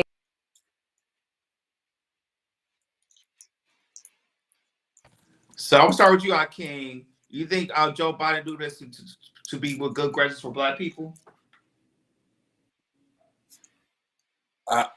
This was disgusting. We didn't. You pardon somebody that's dead. What does that do for us? I don't care about symbolism. I got Marcus Garvey speeches online. What does that do? What symbolism he gets? No. I don't care about that. You only pardon 5 people. It's 1 million of us still locked up. My homeboy daddy's still in jail from the 80s. I don't care about no. You pardon Marcus Garvey. No. I love Marcus Garvey, but that didn't mean nothing. Black people need to stop worrying about symbolism. And then you pardon somebody who vocalized, no, we got other things in hand. He didn't do nothing for nobody. He left the office the way he came in, doing nothing. No, I laugh because the problem is they really think Black people are ignorant. That's the problem. They think Black people are ignorant. They be like, oh, he did a good gesture because he pardoned Marcus Garvey. Marcus Garvey been dead for how many years now? Over like 100 years? Almost 100 years, yeah. So almost 100 years. So you pardon the man that been dead for over 100 years. Mind you, there's other people that's in prison that need to be pardoned. But yet they ain't talking about how he pardoned Dr. Fauci though, because he knew Trump was coming after him. That's why he made sure to pardon the people that he knew to pardon, his son. But you telling me there's other Black men that's in prison for being wrongly accused and you didn't want to pardon them? It's a joke. It's a joke. I would say Joe Biden's term was a total joke. It was just laughable. But now we got another president in the building, so hopefully Trump make a difference because that was laughable. That was laughable. Go right ahead, Junior.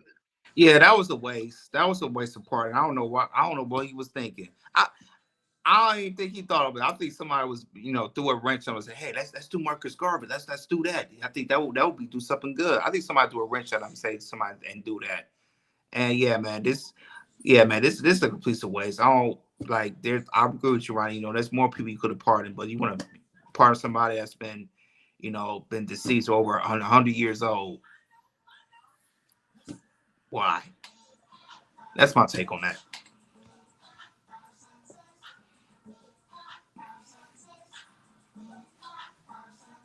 Oh, you on mute, Ronnie? Like, share, and subscribe, guys. Thank you guys so much for being here. We really appreciate you guys, especially on this Martin Luther King Day. Don't forget to hit that notification bell so you never miss it when we go live. Go right ahead, Jordan. Oh, go ahead, Hakeem.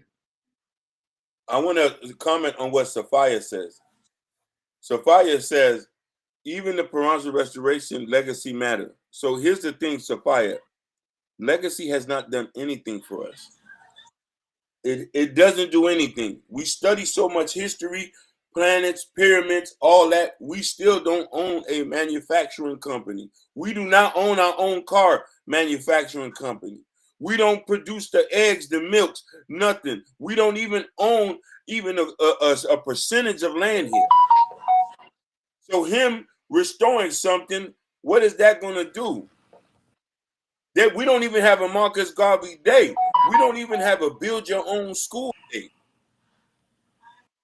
I want land. I want weapons manufacturing. I want car manufacturing. I want our own universities. We got some, but we don't even fund our own schools. Recognizing that Sophia, I'm asking, what does it do for us? We're not building those schools. We don't own enough banks. We don't this is what I'm trying to say. We still got 1 million people. Listen, one of my closest friends, I grew up with in Attapata. Daddy got caught in the 94 crime bill. Still in prison till this day, if I'm not mistaken. Still in prison. I never liked him from the get-go. I never liked him from the get-go. I had personal effects from that and people who I know have been affected. So I'm saying is this. I don't care about symbolism. I don't care about history. We studied enough history. What we doing today? You say he pardoned 8,000? What she said, 8,654 people? Yeah, that what Sophia said. I don't know, but majority of the people that he pardoned is not like regular folks. It's only like people that's high elite. Okay. Like the Fauci, the politician, right. his sons. He didn't really pardon like people that are very, very important or people that really was mistreated unfairly. He didn't pardon them. No.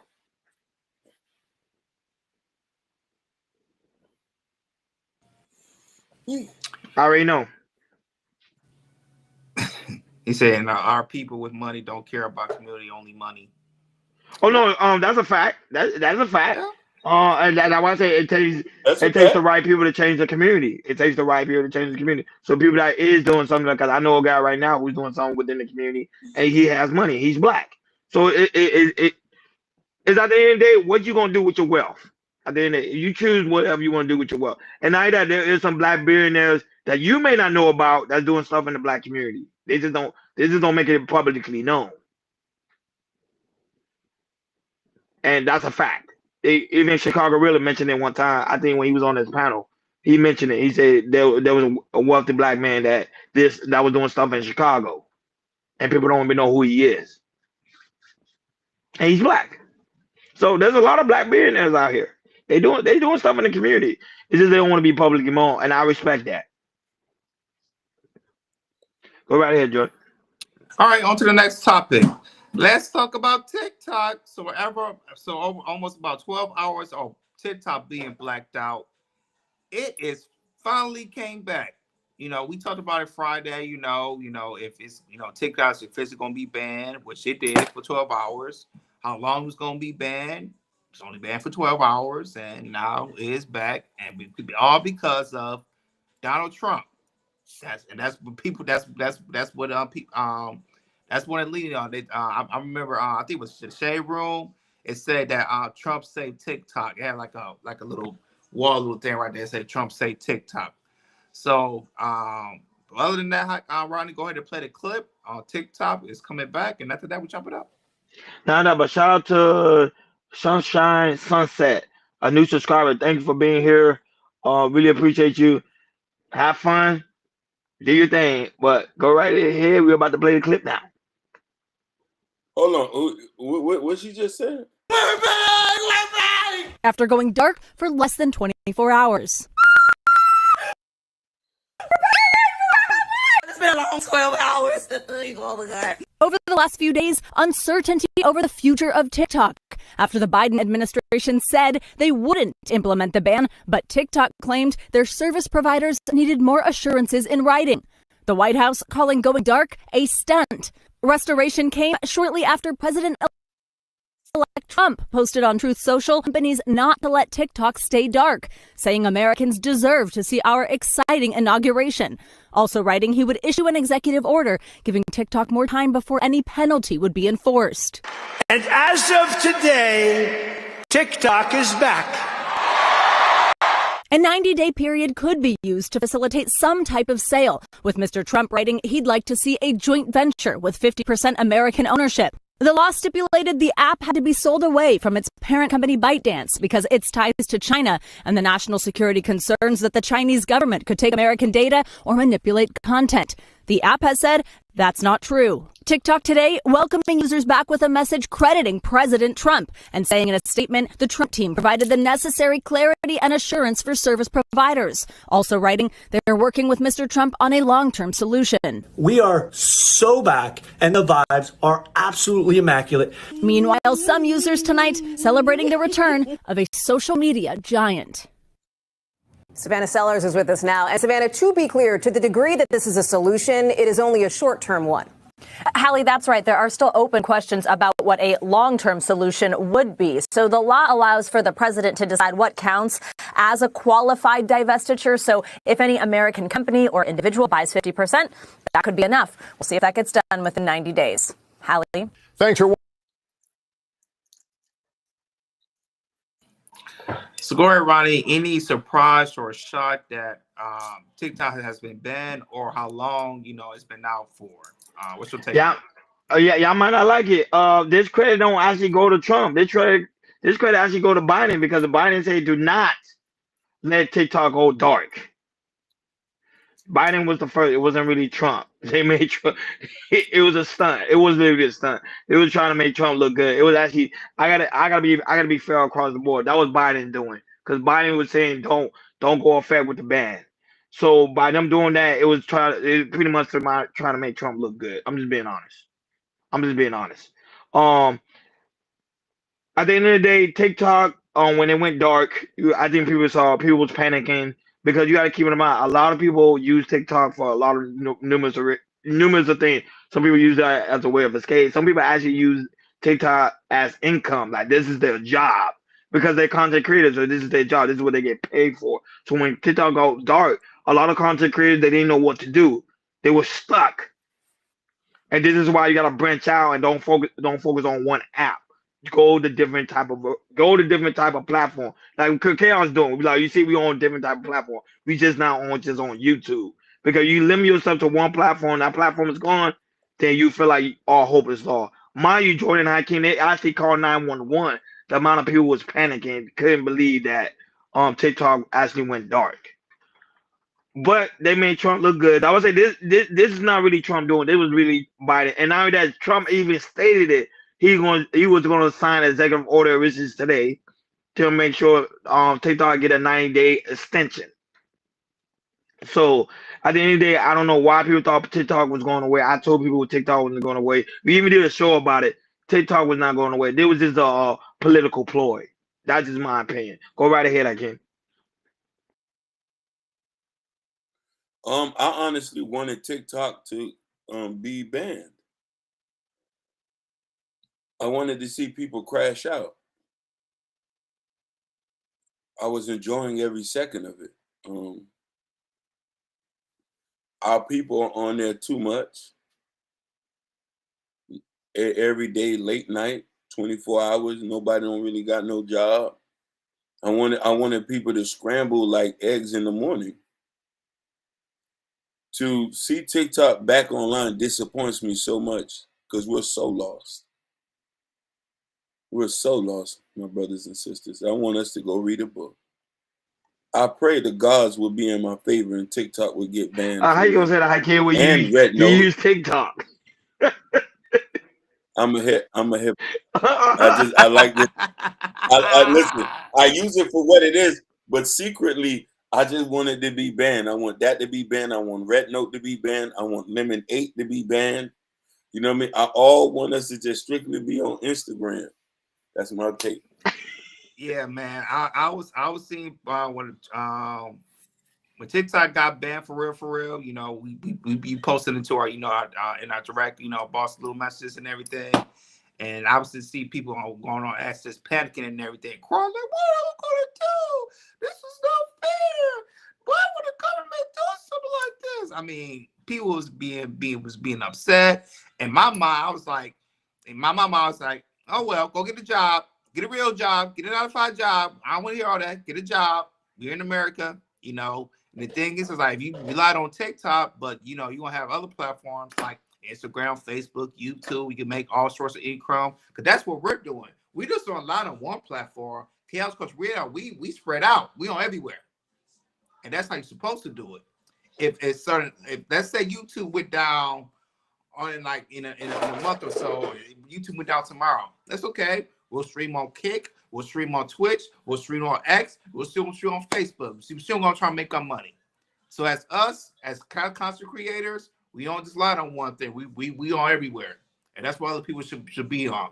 And the people that was just lying on TikTok, they was even though it was gone for 12 hours, they was crying. They didn't know what to do and everything. Oh, boo hoo, because stuff can happen like this, and just show people, hey, you should not rely on one social media, TikTok, and if you got a brand, build on all social media accounts and everything, not just one thing. I do agree with you, Ronnie. This is not Trump's work. This is Joe Biden. So I give Joe Biden this credit about putting TikTok back up. And people you gotta wear something too. TikTok it has a different algorithm than YouTube, Facebook, Instagram, and also X. Their algorithm to me is more beneficial because it actually put a lot of people into the algorithm where it made a lot of people famous. And not only that made a lot of people famous, made a lot of people money as well. So I'm saying TikTok was to me, if YouTube, because YouTube is supposed to be like that. Instagram is supposed to be like that. Facebook is supposed to be like that, where it gives content creator a good wiggle room to become known within those spaces. So I think with YouTube, Instagram, and also Facebook, it kind of suppress you a little bit compared to TikTok. That's why people love TikTok, because the algorithm literally works the way it's supposed to be working. The guy down Hakeem and Jordan, the guy down the street is now becoming famous off of TikTok. Yep. Cooking with Kaya is famous now off of TikTok, not because of YouTube and Instagram. And she TikTok. got fans out there.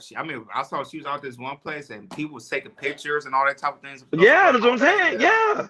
TikTok is very, very powerful. You got 150 million Americans that actually be on TikTok. That's a huge amount of people.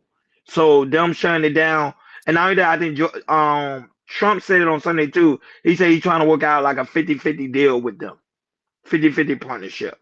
So TikTok ain't go. I know Hakeem, you wanted to go. It's not going anywhere, bro. And also Trump mentioned the TikTok actually helped them with the election as well. I have a good God, so God is going. So Hakeem, keep posting your videos, keep doing your thing. TikTok is here to stay. I don't know about Red Note, but TikTok is here to stay. Yeah. Like, share, and subscribe, guys. Don't forget to hit that notification bell so you never miss it when we go live. Thank you all for tuning in. We really do greatly appreciate you guys for being here. Yeah, no, that's fine. Sophia, TikTok did make a lot of millionaires and it created jobs. Literally out of nowhere.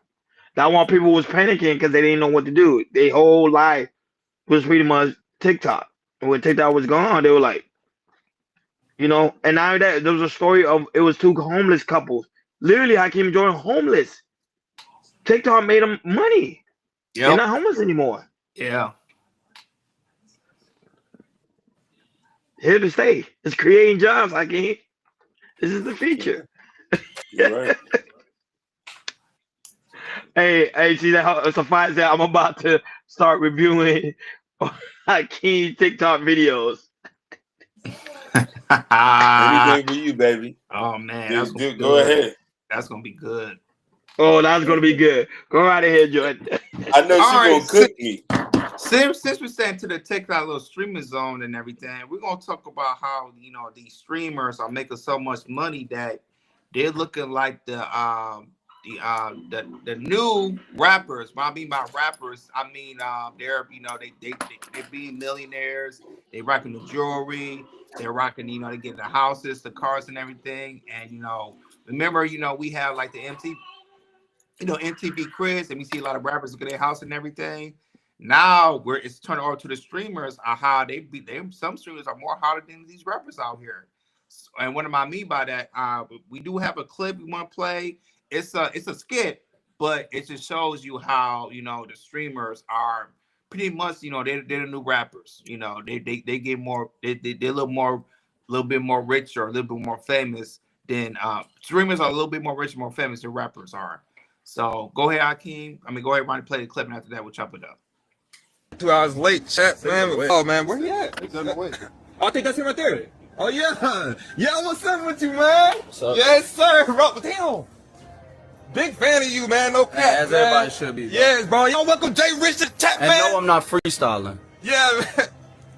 But hey, man. So what we about to do today, dog? Yeah, well, I got motion all around the city. Hey, we're not taking no pictures. I'm not taking no pics. I'm not taking no pics. No. Bro, Jazz never stops. Oh yeah, what's up? Hey, you a fan? All the time. Yeah, I appreciate that, man. Picture, bro. Yeah, no cap, no cap. Yeah, for sure, for sure. Hey, stop playing. You know I ain't taking no pics, man. Okay, I got you. Appreciate it, man. I'm trying to get it, like, just, appreciate you. Easy. There we go. That's what I like. You know what I'm saying? I got you, bro. Hey, Chad, y'all think I show them my cards, Chad? Yeah, I should show them right. Yeah, I should show them. This don't even mean that much to you, bro. Right. My bad. Man, I like this. Yeah, I got like one of those. I got my mom one of those. Oh man, that's impressive. Yeah, I'm not gonna lie. This is my crib though. What's my crib? You know? Yeah, that's how cool. I feel like this is where it's cheaper over here. Yeah, I just got it 2 weeks ago. Yeah. My Ferrari and my Rolls Royce right there, man. That's my baby right here. Yeah. Woo, I'm getting all the hoes in that one. Stop looking at me. Stop looking. Hold on, is that a castle? What, right there?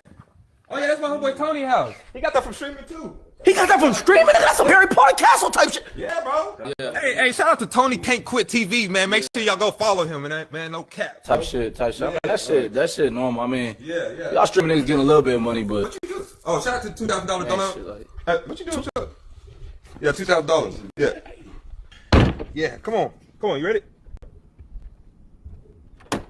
Oh, you can just open. No, he know how to open doors, bro. Yeah, I said I just go over it. Like what the hell, man? You gonna scratch my car? No, that's how you, bro.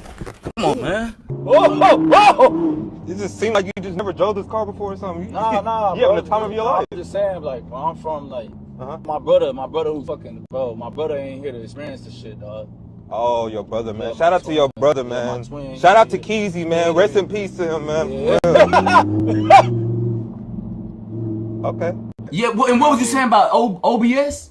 OBS, it's right here, like, you know what I'm saying? Like, you can switch to console stream, desktop stream. Okay, that's why you need 2 screens. Yeah, that's why you need 2 screens. Hey, big bro, you know man, you smart as hell, bro. Yeah, exactly. I ain't gonna lie, I'll kill some shit behind you, bro.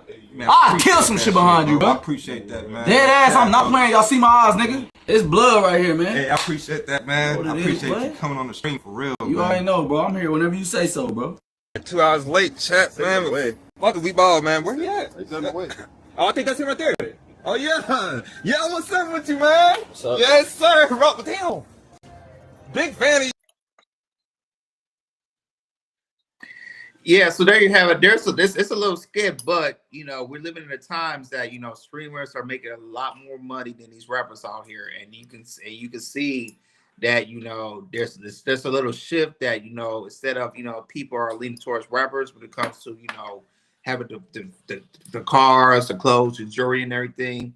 A lot of people look at these streamers and seeing another route of saying, hey, I could be a streamer and make lots of money. Get the cars, the money. We see it with Ada Ross, IShowSpeed, Casanat. They're really doing their thing. So go ahead, Hakeem. Do you see that streaming will overtake people want to be more streamers than rappers? No, I think people still want to be musically. People still want to rap. I think this is just a new kind of like hustle people want to do. But same thing with music. People got to understand the percentage of people who make it. Out of all the streamers, we only know 5 on one hand. Everybody else is not making money like these guys. To stream and to get known is really, really hard. And people fail to understand. Kai Cenat, Aiden Ross, them other guys, it took them years to get to where they at. They had to sacrifice being at home every day, not getting a job, not going to school. You know what I mean? They took a risk. What if this didn't work out? So I tell people I wouldn't quit your day job, but I do think that this is just a new thing. It has a lot of these young kids fooled. I say you could become rich quicker if you go build an app than to become a streamer. That's how the statistics are. You will get more money starting your own construction company or starting a cleaning company within 2 years than becoming a streamer. So it's just another thing. Like, hey, if you got passion for it, I'm not telling you not to go for it, but hey. To be honest with you, Hakeem, streamers are the new celebrities. I'm just being honest. You saw when Kai Cenat did that giveaway a PS5 over there in New York. You saw that massive crowd came out. You see when High Show Speak over there, the Panama, people are flooding the street to go see who he is. You see that Cooking with Kaya when she going out tomorrow, people are flooding to see Cooking with Kaya. So streamers are the new celebrity compared to the old rappers. That's why you have rappers like I spoke about it earlier. Lizzo, who is a performing artist now, starting to do streaming. You got Tiger doing streaming. You got the other one, DDG, also doing streaming. A lot of people are starting to do streaming because they see how it's a different type of rhythm and you get a different type of audience that you normally don't do before. And not only that, I think a lot of record labels are encouraging rappers and artists to go ahead and start streaming to build your audience base. Prime example, Sexy Red pretty soon is going to start streaming. You even see Gorilla is streaming now. Streaming is a new thing. The new attention people are starting to seek is the internet. When people understand how the internet goes, people are starting to utilize the internet, what it's supposed to be utilized for, which is for branding and marketing. Streaming is one of those things. KL Culture Radio is a good example of that. We use streaming to market. We market our brand. The KL Culture Radio. So it is what it is. We are the new celebrity. We are influencer, which could be very, very dangerous at the same time, but it's a new thing. Go right ahead, Jordan. Yeah, right. I agree with you 100%. Like, once I saw like what Kai Cenat was like bringing like Nicki Minaj at the time, try to promote her Good album. point. I was like, okay, this celebrities are seeing something. When I see Kevin Hart showing up on a Kai Cenat stream, yep. Kevin Hart, he's one of the biggest comedians out there. And to me, this really changed the game. When we started last year, we see Donald Trump going to Aiden Ross's stream. That tells you right there that there's a shift changing on how a lot of these people are looking at streaming and trying to build on that. You see that Kai Cenat, he's taught different things. Streaming in prison. Streaming for like a month or so. I Show Speed. Streaming all this and top of that. We seen that streaming is to me is either here or here above people that want to be rappers, because people just see that they got their phones or their camera, they just walking around talking to people, talking to celebrities, all that type of things, and and we seen that it's definitely impacting the Generation Z's and also the younger generation as well. So and this is around the world, because we see I Show Speed go to Panama, they go to Europe, Kai Cenat and everything. They have I remember when Kai Cenat and I Show Speed went to Europe, and I saw they have like hundreds of fans is waiting on them and everything. We didn't see rappers doing things like that. It's like It's like they wait for like Michael Jackson something out, wait for these streamers where they go out the country and everything. I mean, they have like Michael Jackson type of fans, like they be waiting, like they to come out the car or they in the jewelry store waiting to come out the car. They want to touch them, to feel them and everything. They want to jump on them and everything. It's crazy.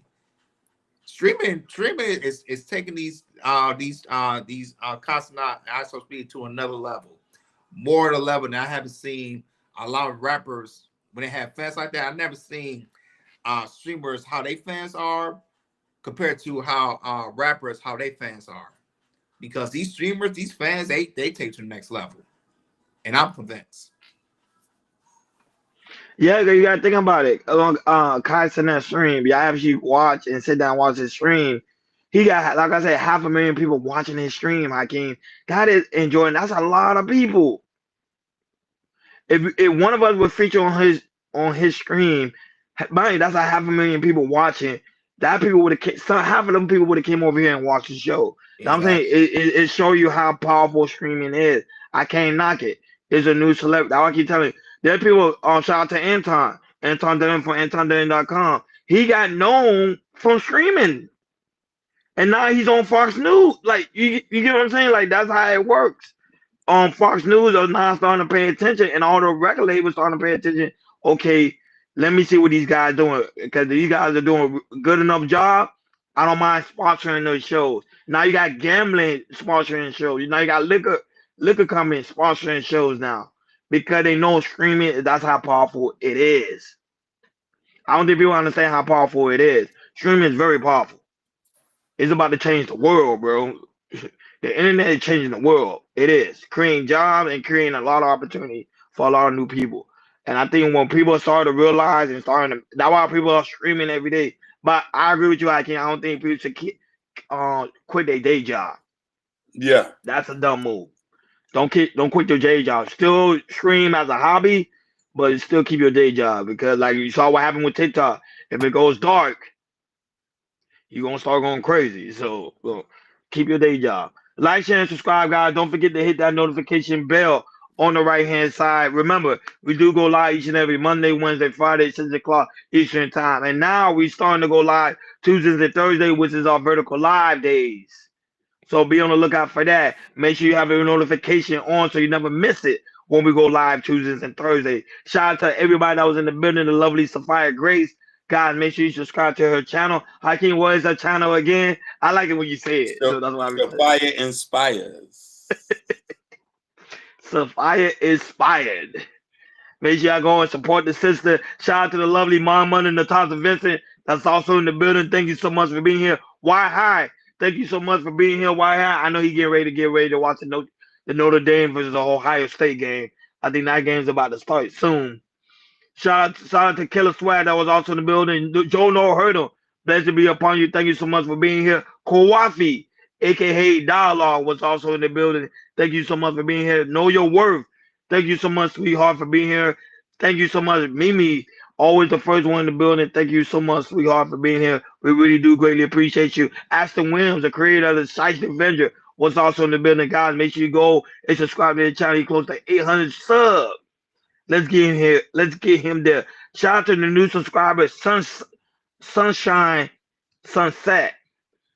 Thank you so much for being here. Thank you for being a subscriber. Hopefully you see you again. Mind you, keep it in mind. Make sure you hit that notification bell on Sunshine so you never miss it when we go live. Cause we would love to see you again. Shout out to Abby Wodies that was also in the building. Shout out to Nightish. If y'all want to see the craziest show earlier in the morning, make sure you go and subscribe to Nightish show, man. He be holding it down. Shout out to the Crown Prince also in the building. Thank you so much for being here. We really do greatly appreciate it. Bobby, thank you so much, Bobby, for being here. Let's share, we love her. Tell her hi, Sky, and also Gorilla Black. Shout out to you guys. Thank you so much for always supporting the platform. Now that shout out to King Rooster, that was also in the building. Shout out to Daryl Long, that was also in the building, and also Busy Yao. Hakeem, Busy Yao was in the building. Now he's quiet. I think he got a date. Mm-hmm. Yeah, just said he had just came back from church. Oh, shout out to him, man. Not that, but shout out to those watching us on Instagram. Joe Felisa, Mimi was watching us on Instagram. Gan was watching us on Instagram. Ruthless was also watching us on Instagram. Thank you so much for being here. Shout out to those watching us on X. We had 20 people watching us on X. Thank you, X, so much for holding us down over there. Make sure you guys comment and make sure y'all guys follow. Don't forget to follow. Shout out to you guys watching us on Rumble. We have 5 people watching us today on Rumble. Rumble family, same thing. Make sure you guys follow. When you watch the replay, hit that follow button. You know, Hakeem, right now on Rumble, we got 110 subscribers on Rumble. No, that's what's up. So our Rumble audience is growing. Shout out to those holding us down, Rumble, and shout out to those also holding us down on Facebook. Even when y'all watch the replay, thank you guys so much for tuning in. See, that's why I love the Mom Mother and the Times of Vincent. I love the mom. Yeah, she put the link in the chat, guys. Make sure you go and subscribe to Big Blur. He will be going live right after us, 7:30 Central Time, 8:30 Eastern Time. So, guys, make sure you go ahead and subscribe. Make sure you go to Chaos Culture Radio description. In the description where you can find the Chaos Culture Radio t-shirt what Jordan got on. No, that's not a t-shirt. That's a sweater. Shout out to the sweater, man. That shit, I ain't gonna lie, that thing look hard, though. Nice. Shout out to the Chaos Culture Radio hat. Yeah, that just look hard. The Chaos Culture Radio coffee mug. Man, I can't. All you need is mittens. We need to get the mittens. If you get the Chaos Culture mitten, I'm definitely gonna be using that for work. Especially when I be working in the cold. So you know, I'm definitely gonna be using that for work. Shout out to the Chaos Culture Radio family, man. You guys coming over here to support, man. As you can see, we got good gear. And yeah. Also, remember, become members. Don't forget to become members because pretty soon we're gonna be doing exclusive content. That means we're gonna be live video blogging. So guys, make sure, don't forget, become members today. It helps support the platform. It really do, because this year we working so hard to try to get a studio, and we say we're gonna bring some people in when that day comes. So Hakeem, that day and Jordan, that day will come when we will get a studio. So that's one of our main goals, is to make sure we get a studio this year. So put that in the agenda.